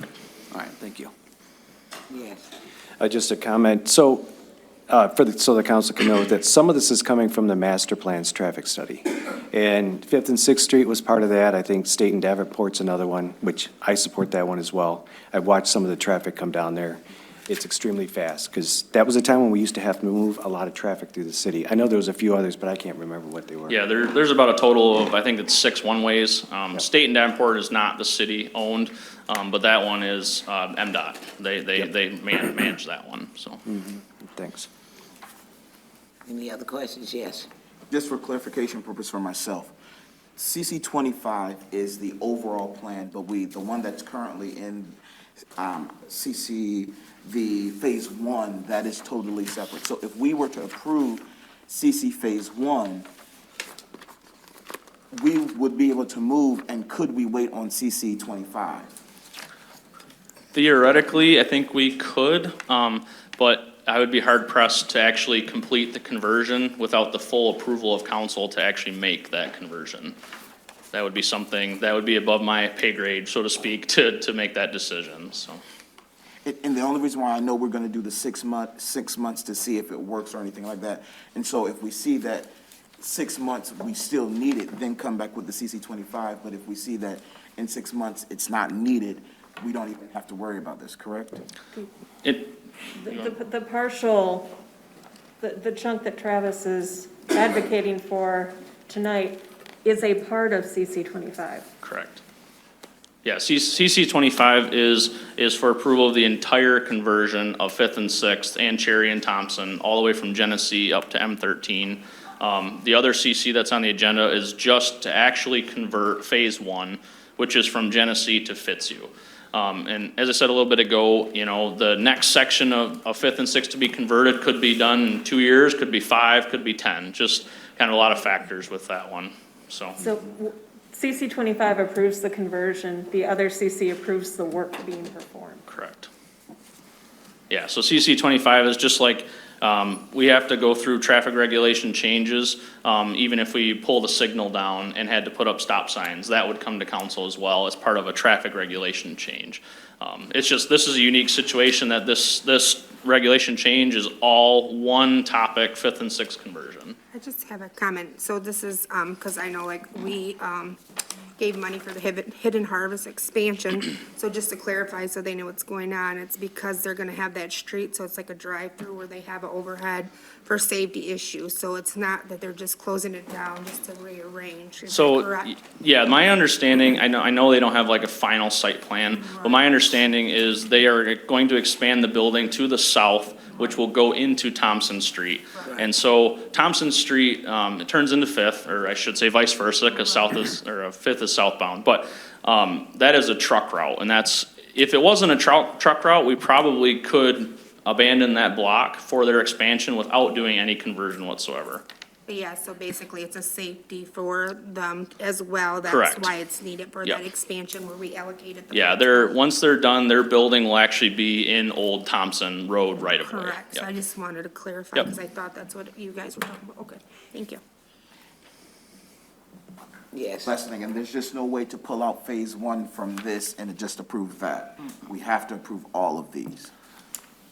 As it sits right now, yes, but we could revise it if that's the wishes of council. Oh, thank you. I live in that area, and I can tell you, on Saturdays, and I'm like 2 blocks over, it's a drag strip. The one way down 5th Street and 6th Street, you got cars racing up and down the road, so you hear all night long. And so there's been accidents, but they've been hit and runs. So it's like, I don't know who the neighbors were that were against it, but it sounds like they were down further than where I am. You know, and right now we're trying to improve the city. So that means some things we gotta change. We allocated money for the soup kitchen or the Hungry Solution Project. Now, again, I stay in the neighborhood and I do support it. I support the change of the streets. I never did understand why they changed it to a one-way, no-way. Because when they changed it to a one-way, all we had was skid tires all night long. So I'm right by 6, 1 block over is 5th, And it's a drag strip on Fridays, Saturdays, and sometimes Sunday. Yes, Councilwoman? Thank you. So, I guess I'm kind of piggybacking, use that word, off of Councilman Copeland. So could some of these changes, could they be broken up? You said, I guess we could, it's up to the council. Because I understand, in regards to the hunger solution. So that particular area could be changed and then go back or revisit the other portions. Am I correct? Theoretically, yes. Now, as engineer sitting here, I would still recommend my own recommendation to approve the entire thing, just based on the studies that we have. So that's just my opinion, so. Okay, well, thank you for your opinion. Thank you. Yes. Yeah, just another quick comment, Mayor. I support what Mayor Moore is saying too, because I drove up and down 5th and 6th Street. To me, it just seems easier for the residents to get to their homes than having to drive down a block and then turn around and come back. I think it would reduce the speed, definitely. And you're right, when you get over by the Hunger Solutions area, that does get really confusing. I've never understood why there's that little piece of road there. And when I first moved into the city, it was kind of, which way do you go, so. Yeah, and the problem with, we looked at the opportunity of maybe just closing that block of Thompson and having trucks go down Janes to Genesee, but that's such a weird angle at that intersection, you can't get trucks to turn there, and they're not allowed to turn there now. And so that was kind of the issue. But another benefit that, a lot of people don't think about is response time for police and fire as well. They don't have to go around the block either. So they can get direct there, and that was one thing we had brought up, which I think eased some of the concerns that we had at a few of the public meetings we brought up as well, so. Yeah, that's why I did go up there and drove it quite a few times, just to get a feel for it. Okay. Yes, Councilwoman. I'm gonna be done, but at the end of the day, in the beginning of the day, if you don't live there, and if you don't live off of those streets, going through there is different than living there. So, thank you very much. Any other questions? Yes. I have a question, but one of the things I'd asked for from Mr. Hare, I think, is something that Ms. Monique is waiting for too, but I can answer. I'm just looking for the time frame. But in 2002, we had 4 accidents, 5th to Janes Avenue, 4 involving people, so I assume hitting people, and then 25 crashes. And then it breaks it down further as far as whether it was single vehicle, angle, rear end, side swipe, same side, and so on and so forth. And I have it right here, I can forward it to you, Monique. That'd be fine, thank you so much. But I just found that in my email, so, I do agree with Councilman Ostash, and just hearing from people in the neighborhood while I'm out walking. I know that we have to find a delicate balance between listening to the people and doing, carrying out their will, but also we have to listen to the experts who do these studies. And I noticed in the justification, it said that the recommendations resulted in separate studies performed at the request of the public and the engineering section of the right-of-way. So I think this is one of these things where I understand there are concerns, and I think everybody is resistant to change. I know I am. But we have experts who care very much about the safety and well-being of the citizens of Saginaw, and I don't think they'd be proposing these changes if they didn't believe it would keep people safer and protect their property. We just talked about Fire Prevention Safety Month and how we have to remind citizens to, protect their homes, protect their property, and that's a high priority. After people are saved, we care about their property. So for me, I'm a yes vote on this.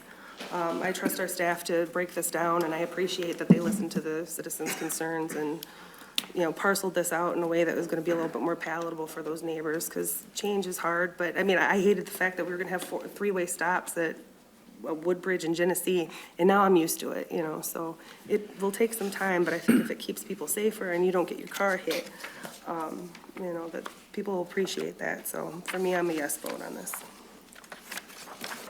Any more questions?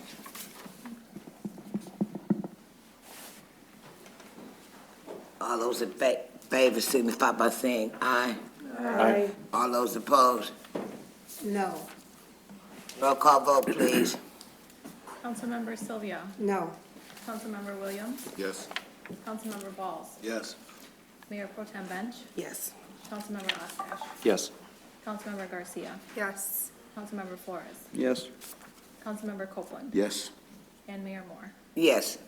You have 8 yes and 1 no, that motion is approved.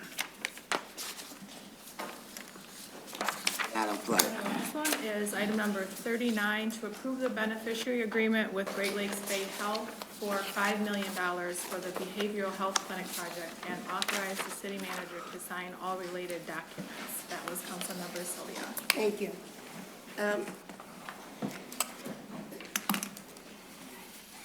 City manager, I guess it's more or less for clarification, not only for myself, because this is also something I just got today, but also for the citizens. Explain exactly what's happening here as opposed to when these funds were requested a couple years ago. So the funds were requested for a behavioral health clinic. As you noted, I think the allocation was in 2022. And we discussed at the time, and I think since then, that the city does not provide behavioral health services. So since that time, and I think in the original allocation, we talked about working with Saginaw County Health Department. A partner to that group has been the Great Lakes Bay Health Centers, which most of you know, they provide a lot of services in the city, in Saginaw County. They are partnering with the health department on a new building downtown.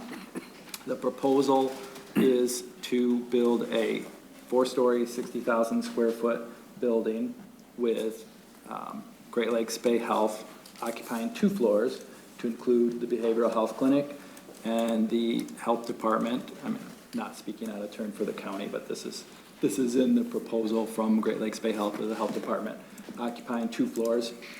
The approximate cost to build the entire building is about $20 million, 19.6. Budget that we received from Great Lakes Bay Health says $5 million in our ARPA funds, and then I think 4.8 in their funds. So I'm assuming the 2 other floors would be approximately the same cost. So that's the building that we're talking about for the behavioral health clinic. So when will this project start?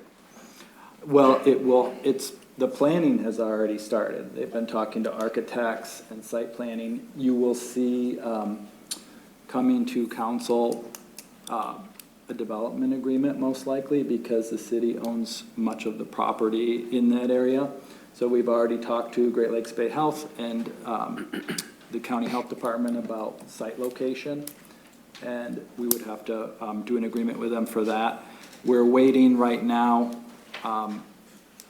for a few projects in that area that we can work with our engineering consultants, Spicer, which is the contract that council approved, for that location to see where we can, to make sure we have the proper infrastructure located there. But those would be the next steps. But they would have to utilize these funds, they would have to be done by 2026 with the construction. So is there any timeline? Have you met or spoken with any individuals, groups, that when they're going to put anything in the ground? Again, they're still in the architecture and engineering phase. So, but I would expect them to be done by that time. With the ARPA regulations, that money could be reallocated if they don't to a project in that area. So we have, as you know, we're working on infrastructure and things like that right in that area with the city money. If this project didn't finish or didn't start in time, we can utilize it for that infrastructure as well, which serves that site.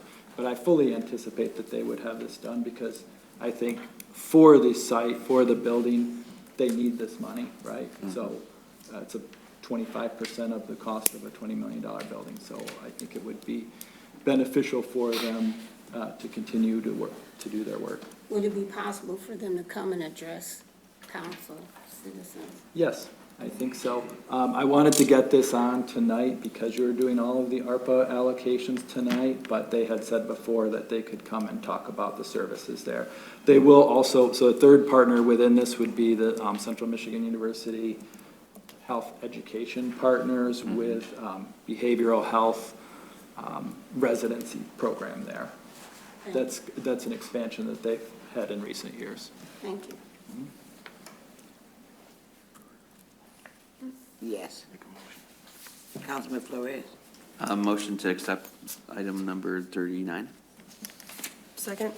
It's been moved in second. Any more discussion? Yes. Thank you, Mayor. If it's authorization to the city manager to sign all related documents, it would be opposed to who would be responsible for signing those documents if this was not accepted. Well, there wouldn't be anyone to sign the documents because I sign the contracts anyway, so you're basically approving the contract to be signed, the beneficiary agreement. And there'd be no power that would be relinquished from council to? No. So substance and form would go to you two and then still be brought before council? Yes. All right, thank you. Well, you're approving the contract basically now, which is what we've done with the other ARPA contracts. Thank you. Any other questions?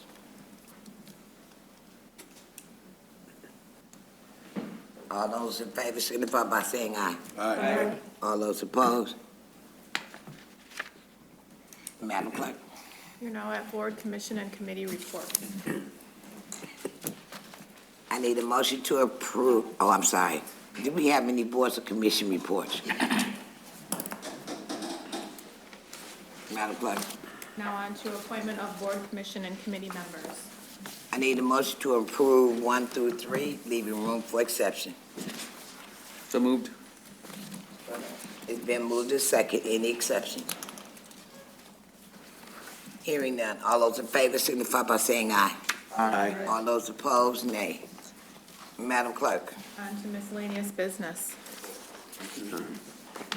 are there any motions to put on the table?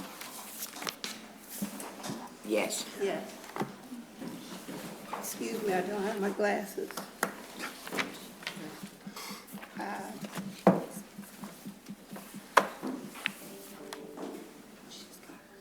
This would be the time to do these. I'm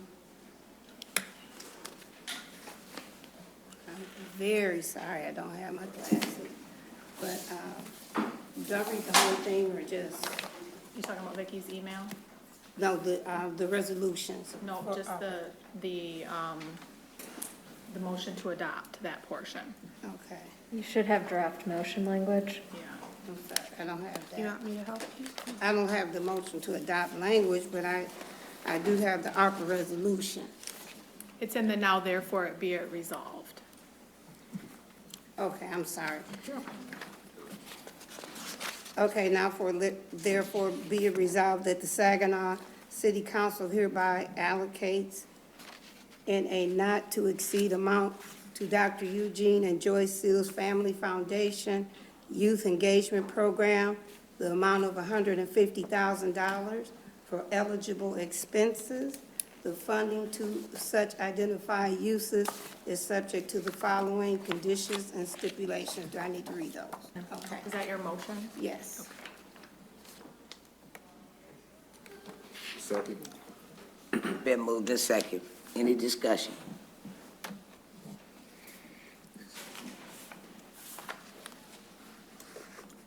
Any discussion? They trying to find this, that's what I'm trying to say. Is there any discussion?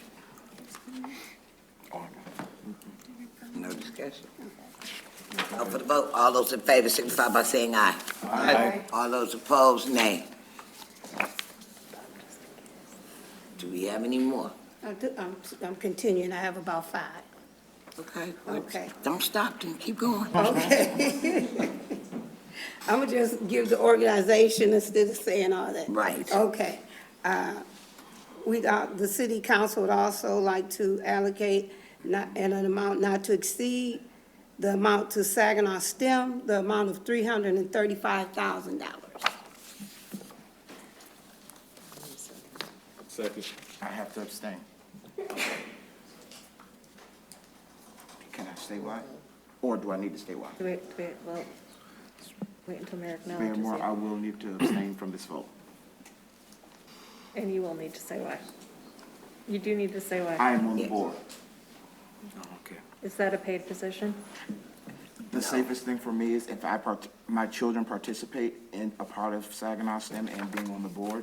So if my family or myself participate in anything, I would rather just be safe from that and not vote and abstain from this vote. But the charter does require that all council members vote unless they have a financial interest in the matter on the table. I'm sorry, Attorney, I can hear you. So if, in other words, if you're not getting paid, then you can vote. The charter mandates that all council members vote unless they have a financial interest on the matter, in the matter on the table. Then I will vote. That was simple. Yes. But as a board member, he do have to let the council know he's a board member? And not unless it's a paid position and creates a conflict of interest. So it's been moved in second. Any more discussion? Yes.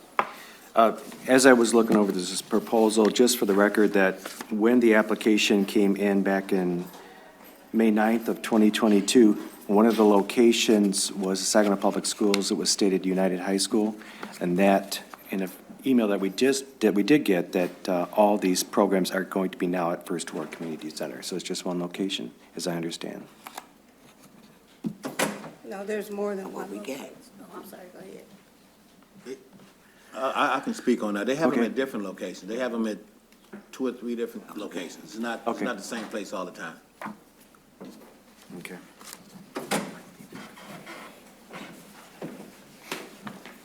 Any other discussion? Call for the vote. All those in favor signify by saying aye. Aye. All those opposed? I can see clear. I'm sorry. Also with the same language, hereby allocate in a not-to-exceed amount to the Saginaw Intermediate School District, the amount of $150,000 for eligible expenses for the Community Building and Innovation Early Childhood Program Project. Second. Any discussion? All those in favor signify by saying aye. Aye. All those opposed, nay. Also with the same language, Saginaw Covenant Academy, the amount of $300,000. Second. Been moved in second. Any discussion?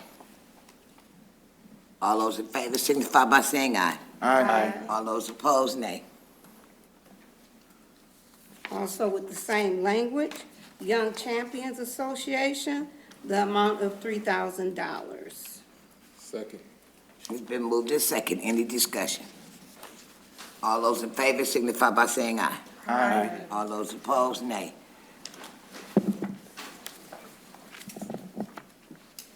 You done? I'm done right now. Okay, I thought you were. Okay, are there any more motions for the floor? Yes, Councilman. Thank you, Mayor.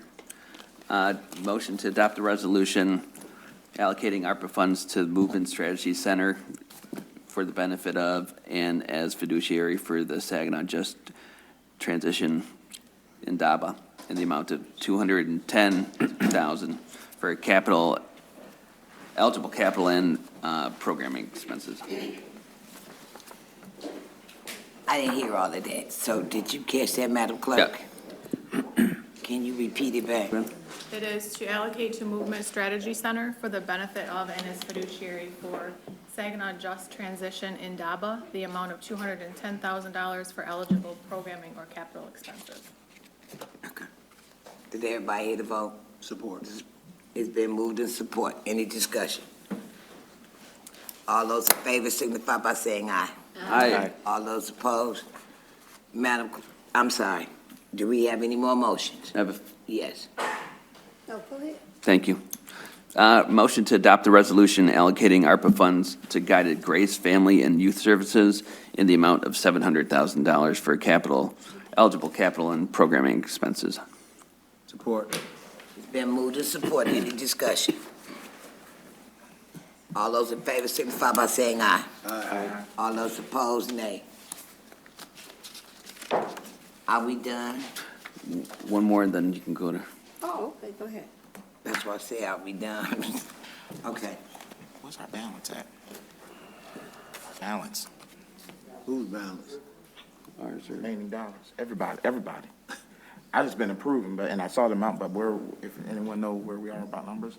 Yolanda and Vicky have been working with the subcommittee, so these are all There's 155 expected. left in our bucket, I think. Perfect.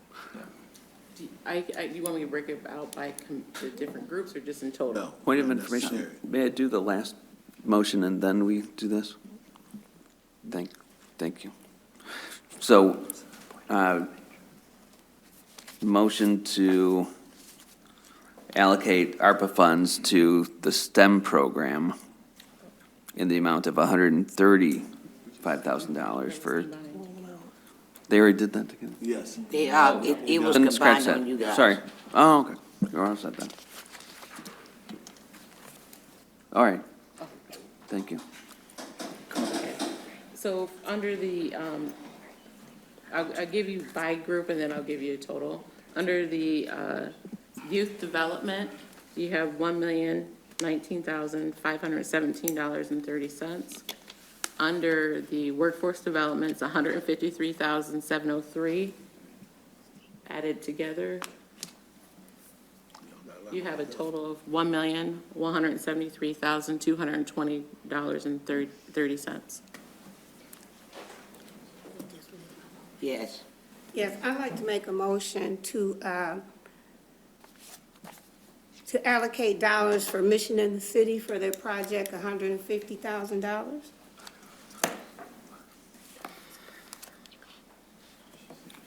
It's a motion on the floor. I need a second before we can even discuss it. Second. Okay, it's been moved in second. Okay, out of our bucket, you just said we had 1.9.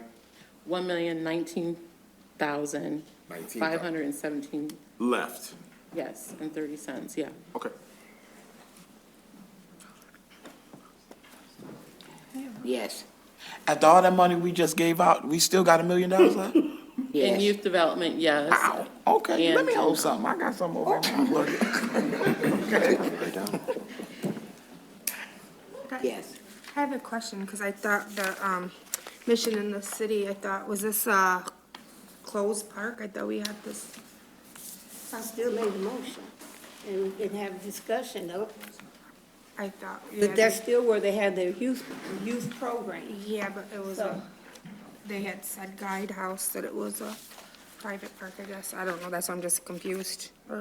Is here to discuss.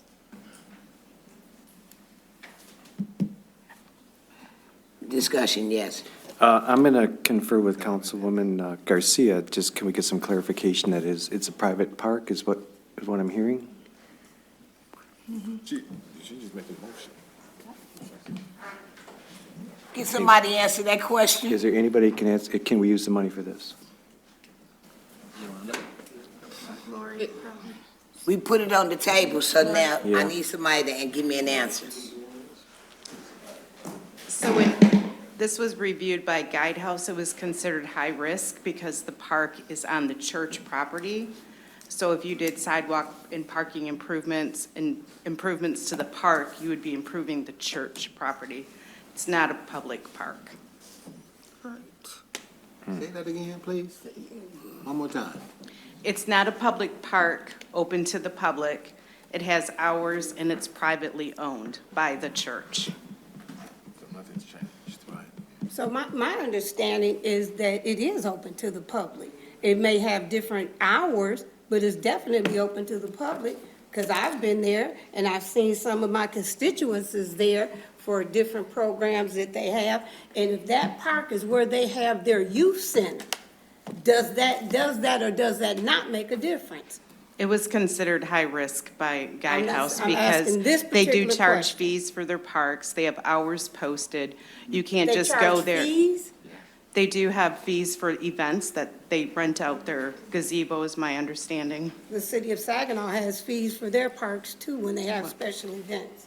So I'm just saying, because I want to get clear, good information, not only for myself, but for the citizens and also the persons that are coming and asking for these particular dollars, because I want to make sure that we are being fair to everyone. That was the guidance that we got from Guidehouse, and all of, like, the side, I think the request was for sidewalk and parking lot improvements, so that would be on the church property. I know we had this discussion with Guidehouse. Yeah, I wasn't expecting this because this wasn't one that the committee had Yeah, but I recommended put it, together. want to Okay. put it out there, yeah. Yes. So the improvements weren't to the basketball court, because I hear everything. But I know we said that it's a nonprofit. In the city, we've also helped a nonprofit purchase a building. And if they use that, they have fair rate to use that building however they want to for events if they like to, and get, that's where. I think they had 3 proposals. One was a splash pad, one was a pavilion welcome center, which also served as a convenience store. And I think Guidehouse noted that as risk too, because they were, For profit.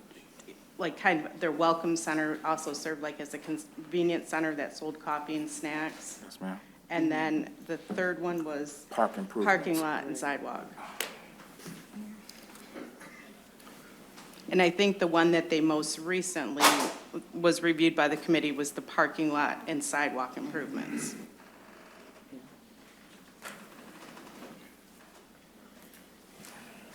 Yes. So part of it is because they charge to open this? The conversation with the committee that Guidehouse said was because they have hours posted. It's not open to the public as a public park, like a city park. Right. Yeah, because to address what Councilwoman Lamar Sylvia said, yeah, we rent out Ojibwe Island, but it's publicly owned. Right. And then when Pastor Tatum was here, he talked about other faith-based organizations that we've supported. So did Guidehouse give us any, I mean, I support something like this, but I just don't want that we have to claw it back. That we're Right. I right don't up think against we've- that hour. I think we've invested in programs for Yeah.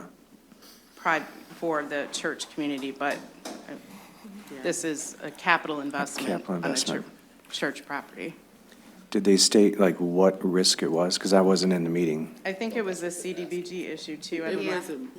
There was a CDBG issue in the past as well, because once it become, you're paying a fee, that becomes program income back to us. So you couldn't, like, we can't bill you a convenience station or whatever, and you charge a fee, that then becomes program income. So, and we've had this discussion over the last several years as they made requests. So even block grant money was denied to the organization? Well, we're not in the business of having them sell things and Okay. getting the money back to us. Okay, thanks. So this money was for improvement, not, improvement, but not inside of the park. And the other thing to point out is that. I'm asking the question. The park, it's all one property. So the Okay. church, the park, the sidewalks, the parking lot, it's all on 1 or 2 parcels, I believe. But it's all owned by the church. Okay. Yeah, we had it vetted with Guidehouse, and Yeah, we really wanted to give them money, and it was saying that there was a risk, and that's Right. why we kind If of I can mention something, we just got, this proposal was here at the table today, so Guidehouse hasn't even looked at what they're requesting here. If that's different than what was previously given to Guidehouse.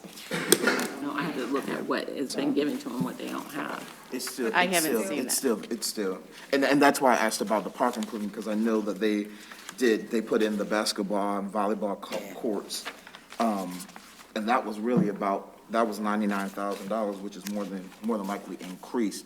But I'm getting the understanding at this point, the issue is that the church owns because I know, and these are not CBDG dollars. No, they are not. Would we still, because they are not CBDG dollars, would that fall under? Do we have any federal guidance that speaks to that? I think Guidehouse prepared something, and that was sent to the youth committee, and the 3 youth committee members did not request a cover sheet or additional gathering of information or disbursement to council on it. This is, it's not city staff making this recommendation. We paid Guidehouse to evaluate this, so that was Guidehouse's recommendation. They provided it to council. Obviously, councils make policy decisions. You can make a decision if you want, but if it comes back, they'll review it when they're doing the project too. I like to, and I think it's important to note that Guidehouse is not wavered from this from the beginning when it comes down to this position. It's been the same. It's never been back and forth or anything. It's been the same.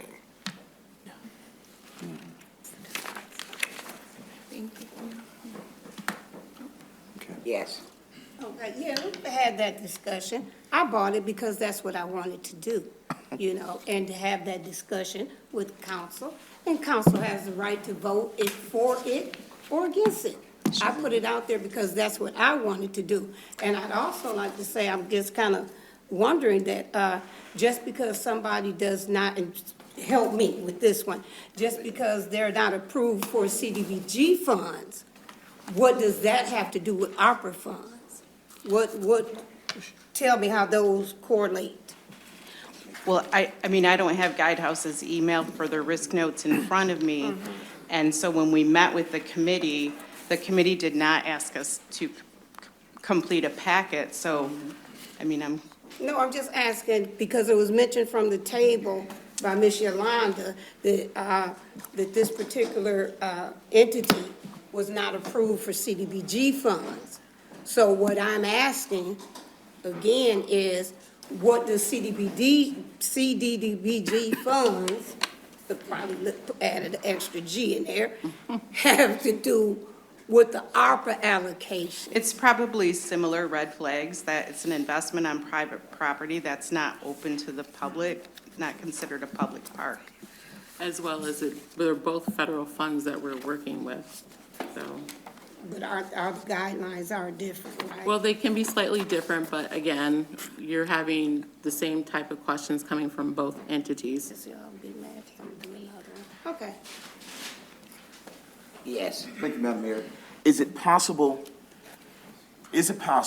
to, and this is why this particular situation weighs on me, knowing how we have allocated, the history. I mean, and we talked about this money, it's about equity and things like the history of this particular part. And I 100% understand. I understand the risk. I understand all those things.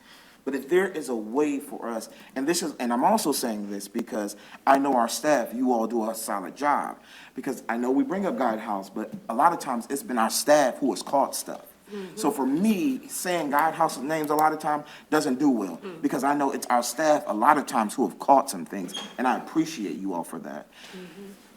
I would just ask if there's if we could hear from the feds or someone to say in regards to that, and then I will be comfortable in voting on that. But as of now. Well, we certainly would have prepared a packet for you if that was requested. So to stand here and, that was probably 2 months ago that we talked about mission in the city with Guidehouse. So I don't have the red flag risk notes. We could have been prepared for that tonight, so all of council would have had that information. Okay, thank you. Yes. I just have to say, we ran into a similar barrier, I think, with allocating money to the Museum of Black Experiences. That was one that I think many of us wanted to explore, and it never really made it to the table simply because it would have been the similar situation of investing in somebody's private property, and it was just the way it kind of fell and worked out. And for that reason, I'll never be able to look Mr. Jones in the eye if I do something like that later on. So I apologize, but I have to tend to err on the side of the recommendation Guidehouse and the staff has made and the conclusion that the majority of the youth committee came to.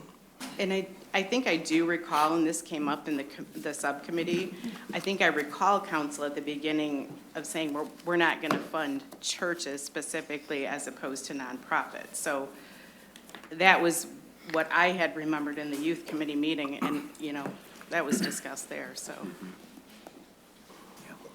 Correction on that. I never said that I was not gonna fund churches. That was never come through this council that we wouldn't fund churches. That is misinformation. I thought they were. It may have not they may not have, some churches may not have gotten dollars, but it was never said that I could remember that council was not gonna fund, churches. I'll say for clarity's sake that there had been discussion in regards to churches alone receiving funding out of ARPA dollars. So that discussion had been had. At this table? No, in our meetings. Oh, yeah, she said, Yes. May I is it possible to make a motion to postpone this until the committee can get the proper information and we can, because I know I've been the one who's been saying all the time, I need a packet beforehand. And I know that there are some things going on between this particular committee, but I think for us as council as well. Well, I got two say yeah and one say no, so. No, we all have been in agreement. She just wanted to throw it on the table tonight. yes. Also, we good, everyone's in support of this. No, she wanted to do something separate tonight. Yes, This is that's it. opposite of what we discussed in the committee. We've been 100. So- I brought it up tonight. And that's why I'm asking to After the postpone, fact. so the committee we can do this how we've done everything else and do it through the committee. The committee, Excuse me. Number one, it's a motion on the floor that tonight is the night. Okay, you know what, I don't, I can make a motion to rescind it for another week, but it's a motion on the floor. All that we don't spend is to be divided up, and that was told at the last meeting. It failed with going for another 2 weeks. And so I don't know, I guess I need to ask the question. No, I don't need to ask that question because I made the motion that we turn the money over for more furnaces and roofs. And any city project. Yes. Yeah, thanks, Mayor. I'm going to concur first with Mayor Pro Tem. She's got a very good point, because the Black Museum, we had considered that with Kevin Jones, but I'm also going to concur with the mayor too, because whatever happens at the table tonight, remaining funds go into infrastructure and also back into the home improvement program. So everything happens here tonight. Yes. just for clarity, the African Museum was not a 501c3. And he, on his own, decided to withdraw his proposal. So that's a difference. The mission in the city is a 501c3, so there is a big difference. And also for clarity, in our subcommittee group, we had, I won't say no problems, we had already agreed what we would bring and what we would not bring. I bought this on my own because Monique wanted to. So I wanted that to be clear. That's fine. Okay. That's fine, but I'm just saying, Okay. last week, first let me thank the committee, because y'all, you know what, for a year and a half, 2 years, it took me to get to saying, right now, for y'all to right now it. So I have to thank you for that. So, at this point, we've got a motion on the floor. What is the motion? The motion is Monique's motion. What is the motion, please? To allocate ARPA funds in the amount of $150,000 to mission in the city. Yes. And it could also be used for programming, so, for youth.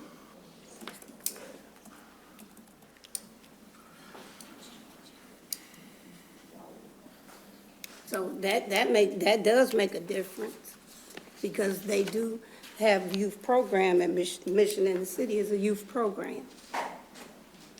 So, but we can go ahead on. I want to commend my fellow councilwoman on trying to get this through, because it really is for a good cause and whatnot. but we have to be careful. These are federal dollars. We pass it, they come back, they claw it. We can't move off our desires, our emotions and whatnot. If the paper says this, black and white, let's move in that direction. Let's move, and I commend you on it. But I think we just going down wrong road here. I just wanted to be put out.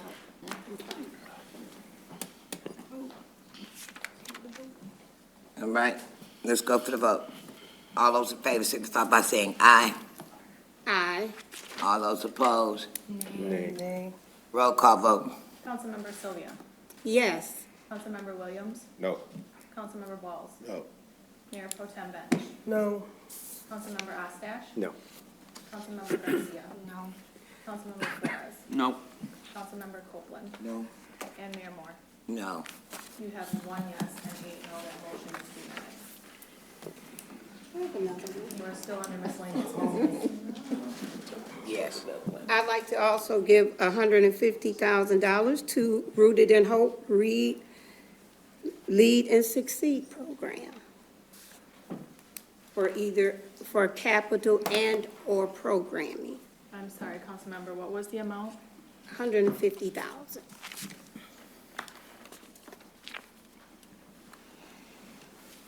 Second? It's been moved in second. Discussion. I need to see some paperwork. I don't have. We have Was that paperwork before. we got paperwork on that one? We don't have it tonight, but we have had the paperwork before. And this is not, I told y'all, this is not from the subcommittee.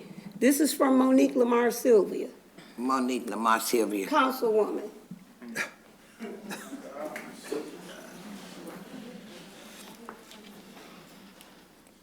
So, Yeah, any other discussion? Yes. Anyone from city staff, red flags, anything? What? Because I know they said red flags, risk, high risk. So I'm asking city staff to come share. I've read it. Thank you.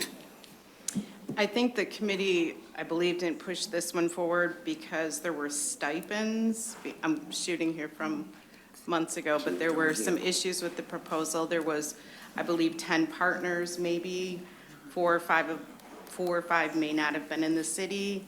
And there was a concern with stipends for the families and the volunteers or tutors. And that's been some time since I reviewed that one. so if you take the stipends out, where would it be?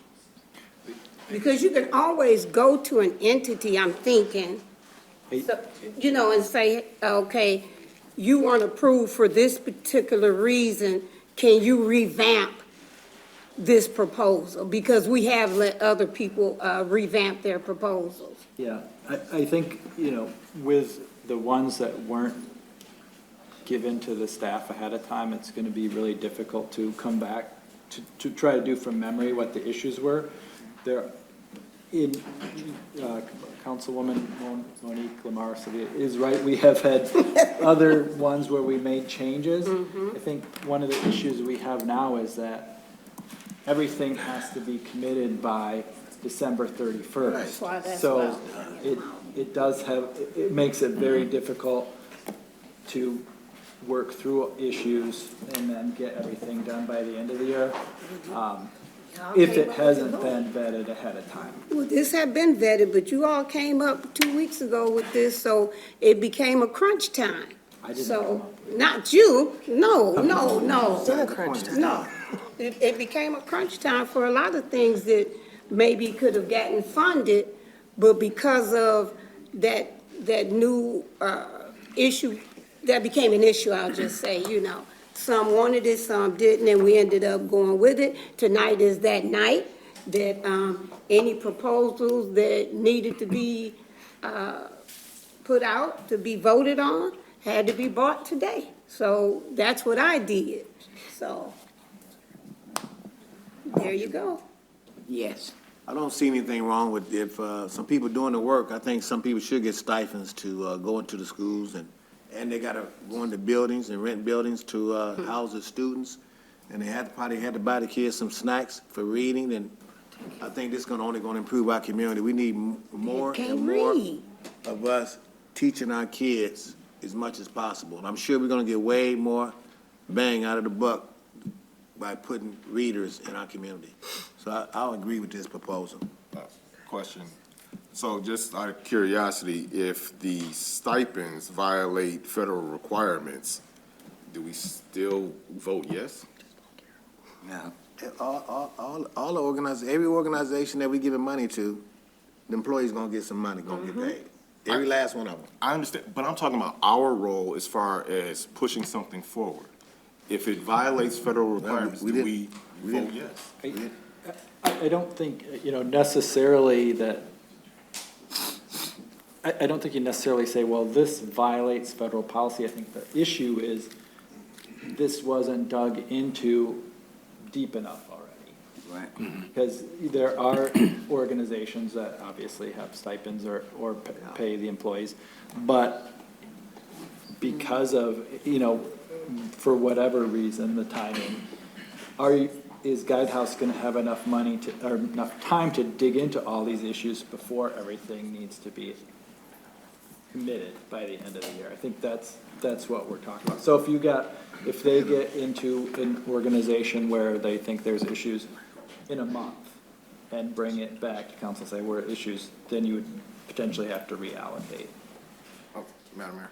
But yes, can be done that way. Okay, so we have organizations that have stipends. Is that the only red flag for this organization? That There is one thing that they really pointed out in their proposal. It said family stipend, so that became a concern. It's more than just given a stipend, it was listed as a family stipend. So that was a red flag for them. Big red flag was family stipends. Yes. Couldn't they take out family stipend? I mean, that's what I'm saying. It's like, some things is just like, to me, it's just like, it doesn't take rocket science to say, okay, we're gonna just take that piece out. It's not gonna make a break. It's not gonna change a whole lot. Why don't we let them explain it? We here. I didn't hear you. What you say? Let them explain what that piece is. I don't think that's protocol. She said. Madam Attorney. Yeah, we do. She said no. Who said no? No. There's a motion being made. Recognize it. Got a hand down here. Yes. Thank you, Mayor. Motion to suspend the rules. Oh, second. Could you elaborate, Councilman Flores, on? Motion to suspend the rules to allow audience members to come up and speak on their behalf. Second. All those in favor signify by saying aye. Aye. All those opposed? Who is the person? Dr. McMillan.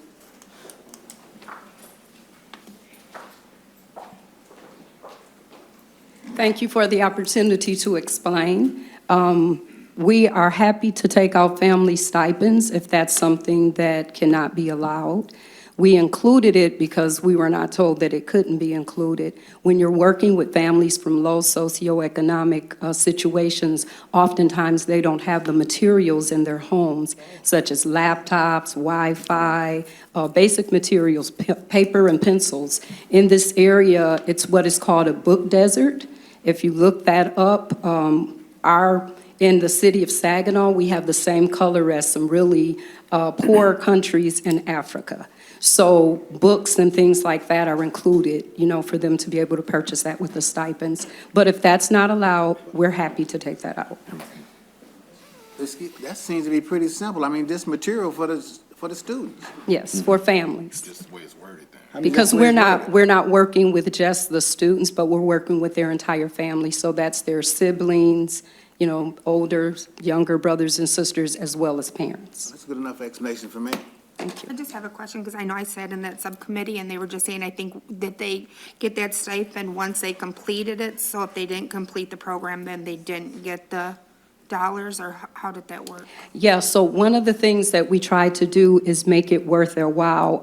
Sometimes attrition, you know how attrition works in youth programs. Anybody who's worked in this area know that sometimes they won't complete it. So it's not money that's given to them directly, but it's money that's given like gradually over a period of time. So that's what we meant by upon completion, all of the money will be spent.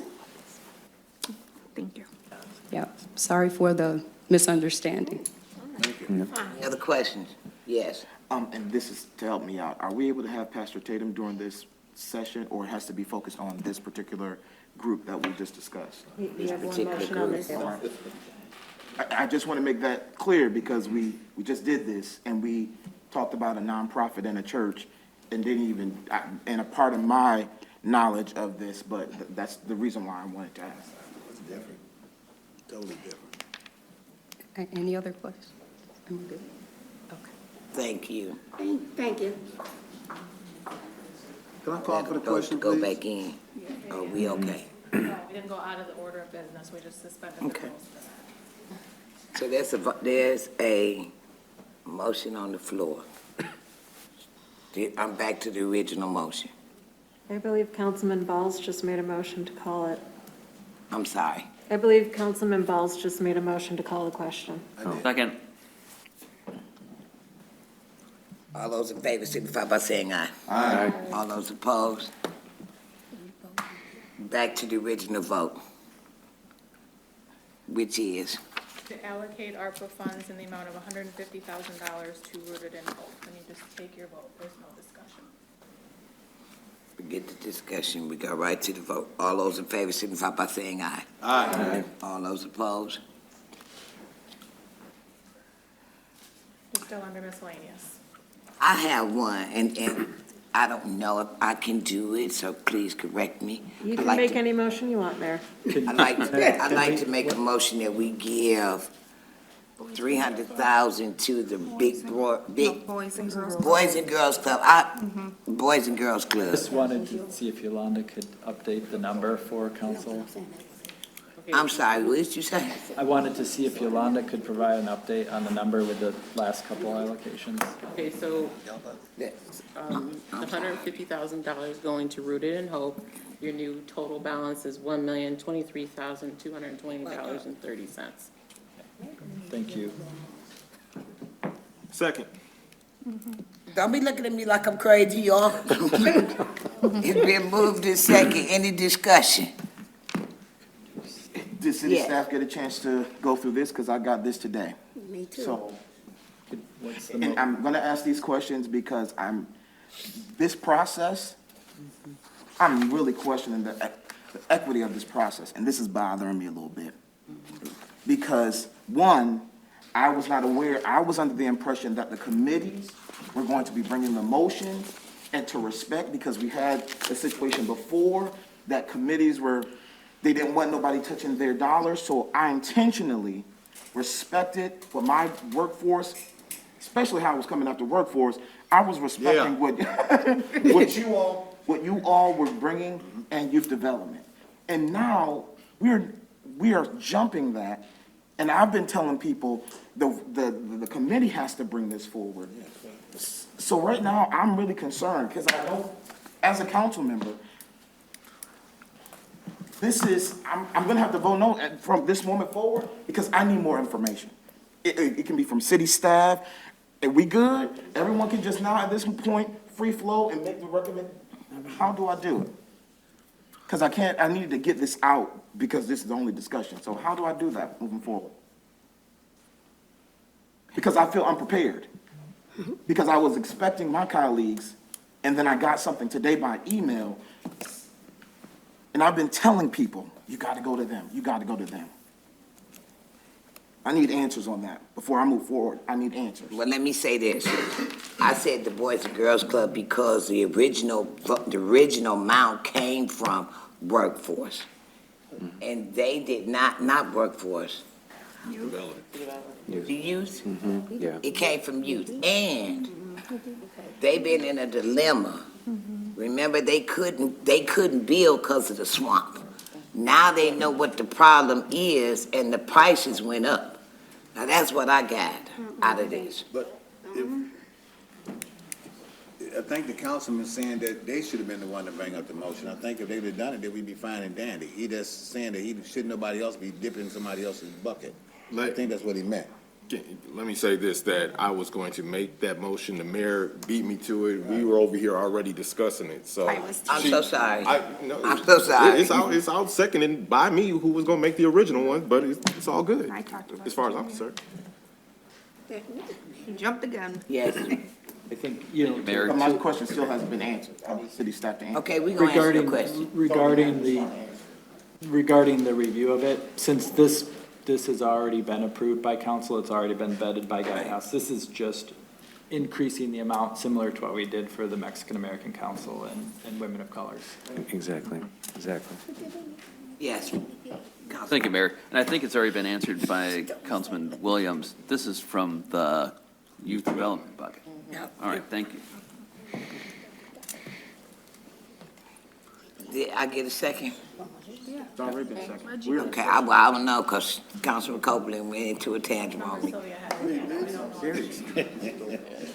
He supported it. Reggie. Okay, so, with that being said, any more discussion? Can you read the motion again, please? It's to allocate ARPA funds in the amount of $300,000 to the Boys and Girls Club. No more discussion. All those in favor signify by saying aye. Aye. All those opposed, nay. Do we have any more motions? Yes, ma'am. I make a motion to, give the women of colors I believe it's $30,000, and that would come from the youth, because they did come up with the matching funds. Second. It's been moved to second. Any discussion? Any discussion? Yes. Was it 30 or 35? That's what I didn't know. 30, I'm sorry. 35? I'll make a motion, I'll make a motion to amend Council Lamar's motion to add an additional $5,000. Second. Okay, time out. So it was Ostash and Forrest, motion and second on the amendment. Who had the second on the main? Copeland. Oh, I don't know. Either or, Oh, you yeah. make your pick. Since you're part of the subcommittee, might as well. Okay, I'm good. We in discussion? Yes, on the amendment. All right. Never mind, has to be on amendment. Never mind. Go ahead. We've got the amendment, and so, yes, we are in discussion. It's been moved to second. He So, doesn't want to discuss on the amendment, he wants to discuss on the main. I didn't hear you. He doesn't want to discuss on the increase, he wants to discuss on the main motion. Okay, well, we got to vote on the second one first. Okay? And the second one is, It was to amend the motion to add an additional $5,000 for a total of $35,000. any more discussion? All those in favor signify by saying aye. Aye. All those opposed? Now we go back to the original motion, which was 30,000. Councilman Copeland. Nope, I still needed one question answered, and I didn't get it answered. Are we as council free to make motions on everybody's dollars? That's what I needed. That is a policy decision of It's council. always been. Yes. Okay, call for the vote. The main motion. Yes. So as Okay. amended, it's to allocate $35,000 in ARPA dollars to Women of Colors. Okay, to allocate 35,000 to women of color. I'm calling for the vote. All those in favor signify by saying aye. Aye. All those opposed? Do we have any more motions? Total dollar amount by adding Rooted in Hope by $150,000, Boys and Girl Club $300,000, Women of Color $35,000, gives you a total of $688,220.30. That's How much you fine. got left? That's what you have left to allocate. To be That's just split her it up. committee, or just all To of be it? split it up. It's everybody's. Thank you very much. Any more? Yes. Thank you, Mayor. Motion to allocate $38,250 to First Ward from the Workforce Development Committee. Support. Second.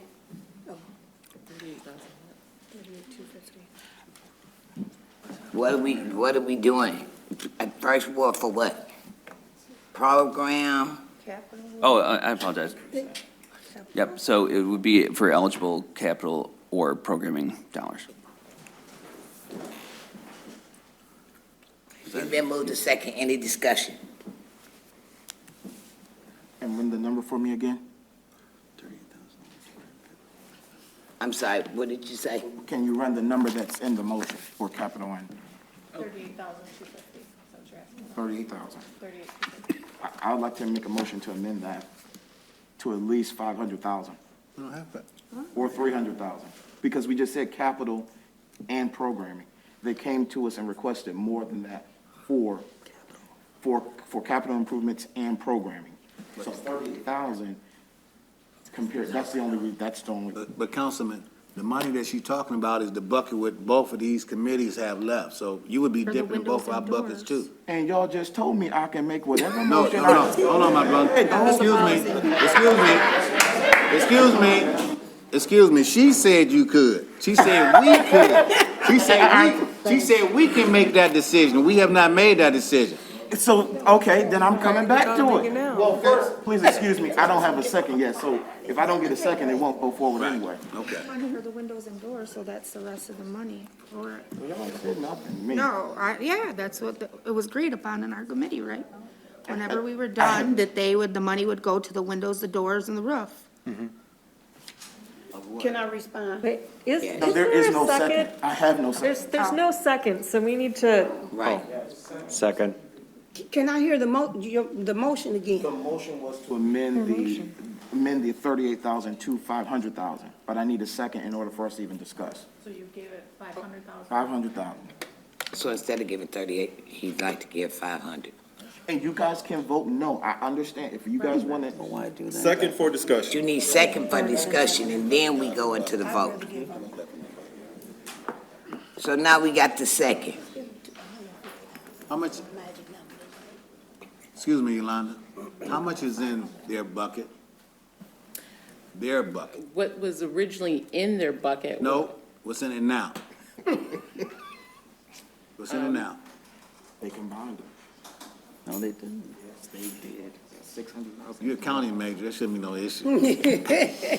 All them awards. If all these awards are coming from the youth bucket, I can tell you just a minute. They down to like 600 or something. They done knocked the meeting down. 150 they got. He didn't say yours. The first thing. But I'm saying.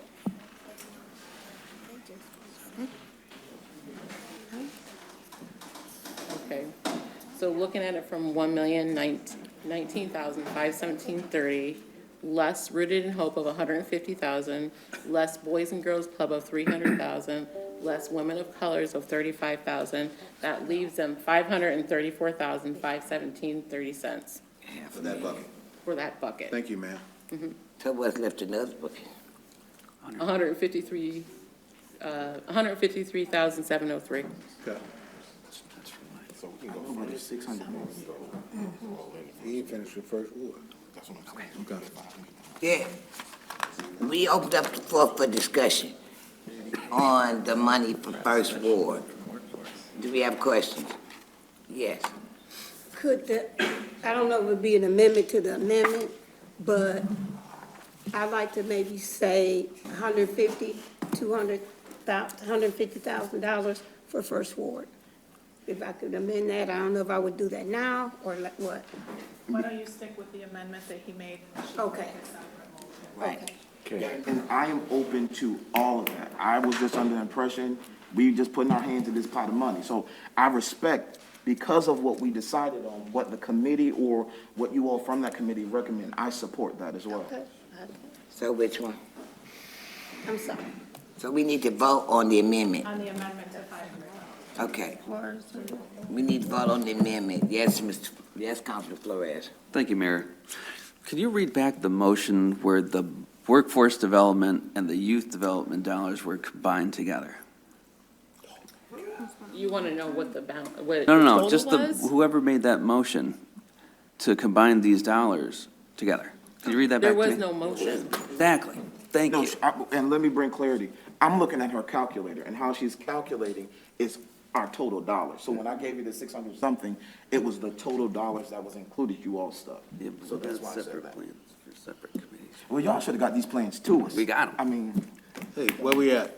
There is a motion on the floor that Councilman Copeland made to give First Ward 500,000. So we're gonna go for the vote. All those in favor signify by saying aye. Aye. All those opposed? Nay. Nay.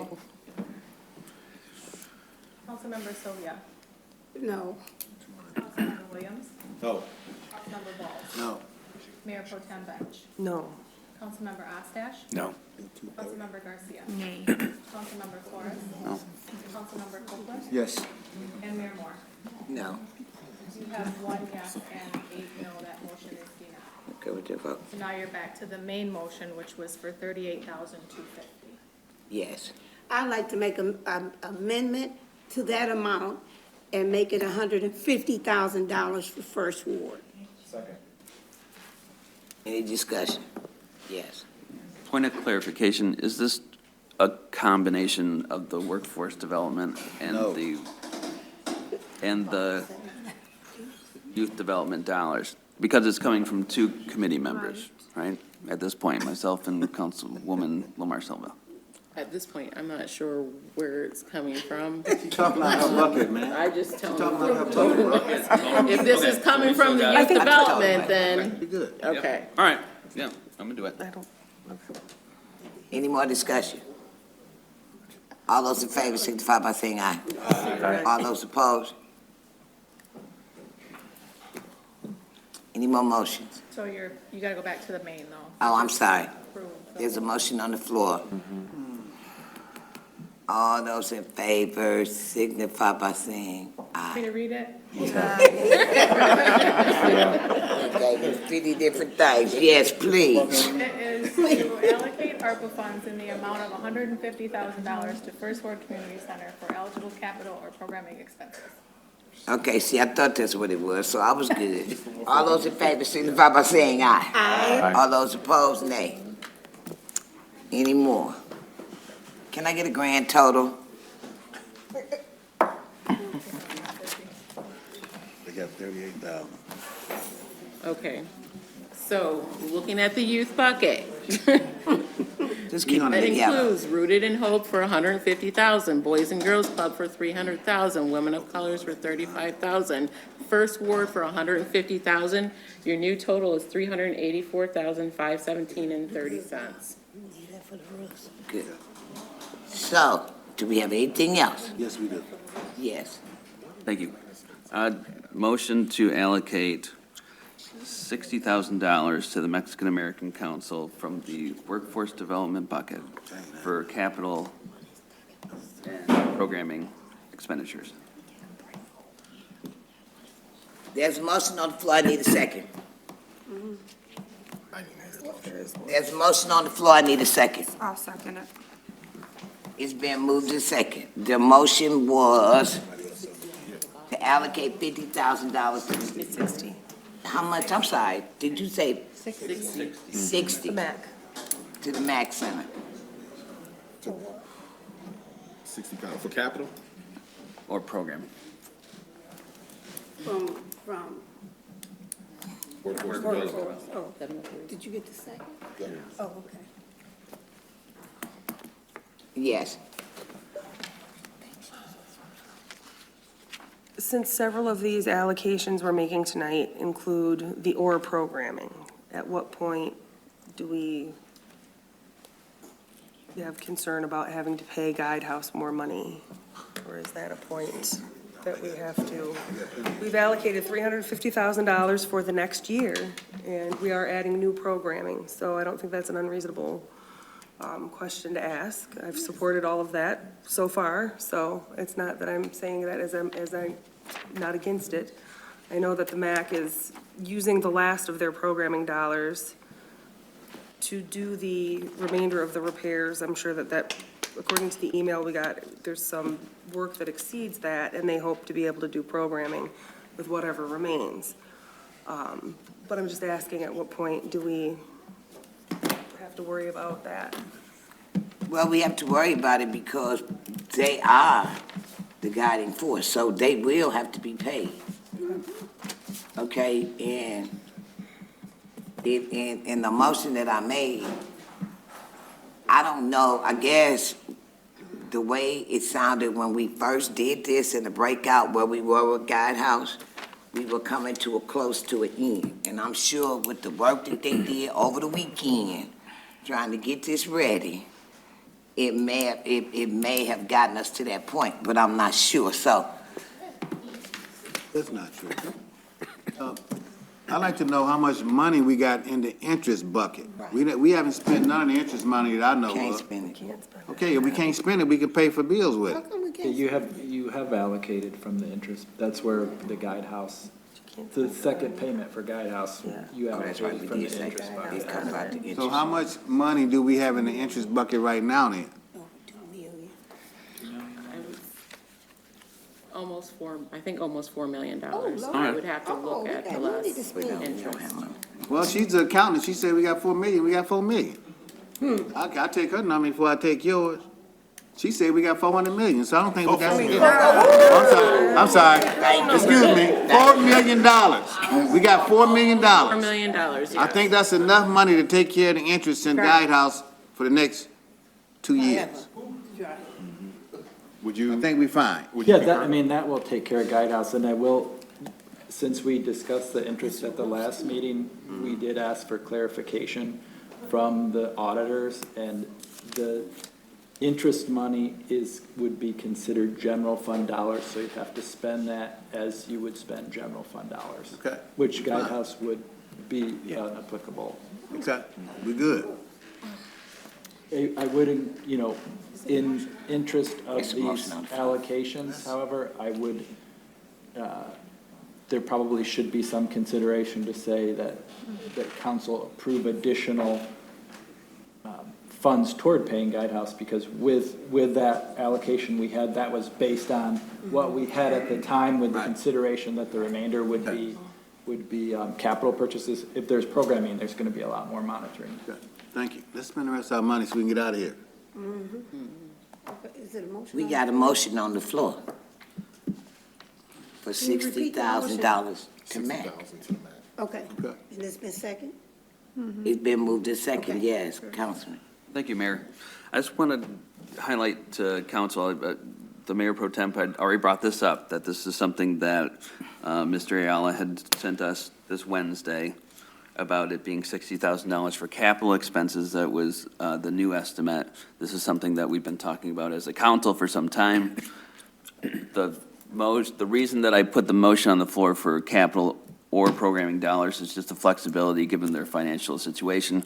Yet they have been, and I'm being very honest here, the Mexican-American Council has been a great steward of these ARPA dollars. They have continued to prove, and at some points, guide other nonprofits on how to actually calculate and account for their funds. So this is, I think, well worth it. So thank you. That's all I have to say. There's a vote on the floor. The motion is to give MAC $60,000 for programming and/or capital. Right, Councilman Flores? And it's been moved in second. Calling for the vote. All those in favor signify by saying aye. Aye. All those opposed, nay. Are we done? Yes. That was just a question. No, you're fine, you're fine. Okay. With this 4 million, and we may use, more likely than not, city manager, money for Guidehouse. But also, that can also help our citizens with the roofs, the heaters, and the doors? Yes, no? No, it's general fund money is what the auditors. Right. Okay. So you can't spend it on private property. Mhm. You could continue ARPA projects, like if it's in the cemeteries, city parks, things like that. Yes, you can do that, yes. So let me ask you a question since you brought that up, because, this seemed like this was now or never day. And so I'm doing mine nows. You did mention at our last meeting about the cemetery, but we didn't vote on that tonight. So did we need to vote on that? Do we need to make that? No, you have allocated the funds to the cemetery. Okay, I just wanted to make sure. If you want to do those kind of projects with the interest, that can be done. That doesn't have the ARPA timelines. Okay, You can okay. do that whenever you want. Okay, so let me ask you this other question. This is your last question.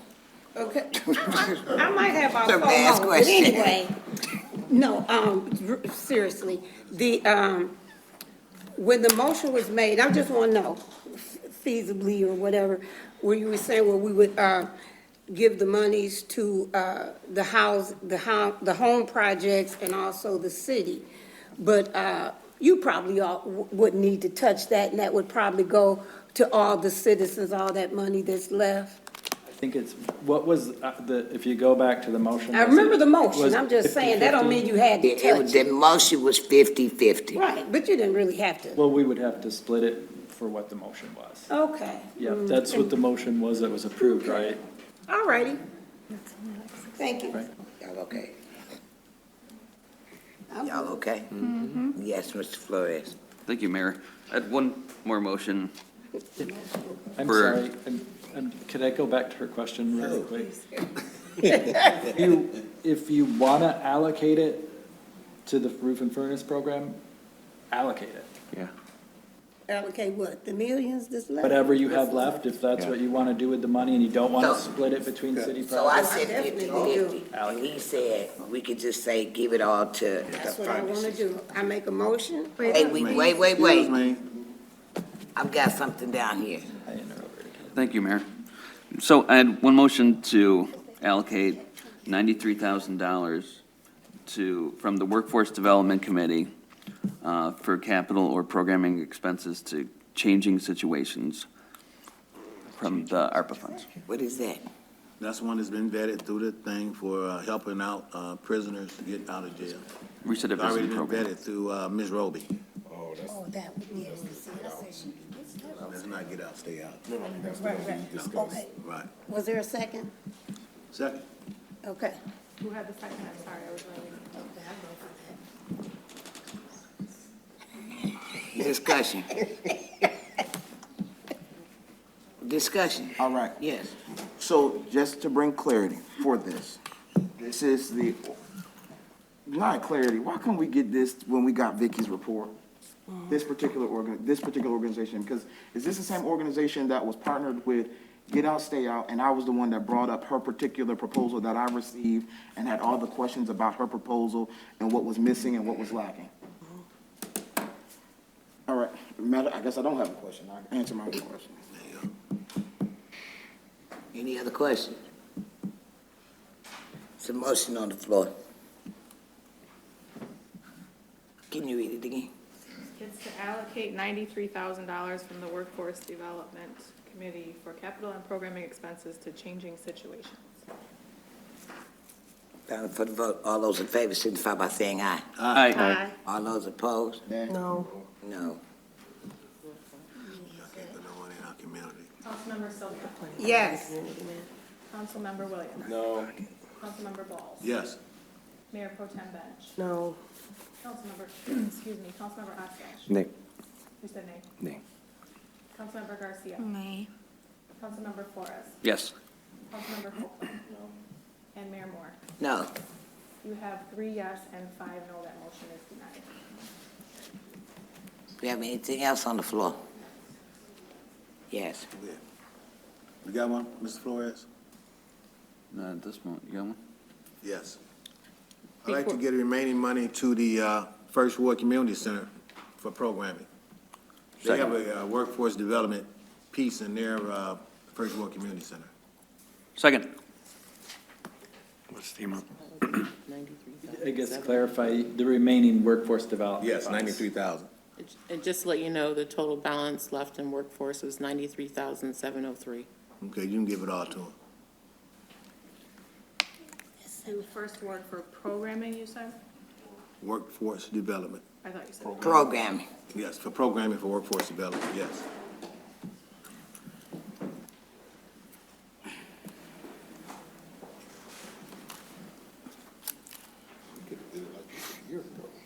Did I get a second?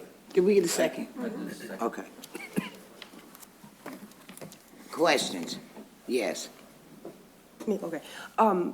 When they were here last, I know that they mentioned programming, but their bulk of their request was for capital, and I'm just trying to remember what that amount was, and would they prefer capital? Like, if that is the will of the council, to give them that, make it both? Can I amend the motion to make it for both capital and programming, so they have the choice? Second. I support that. Okay.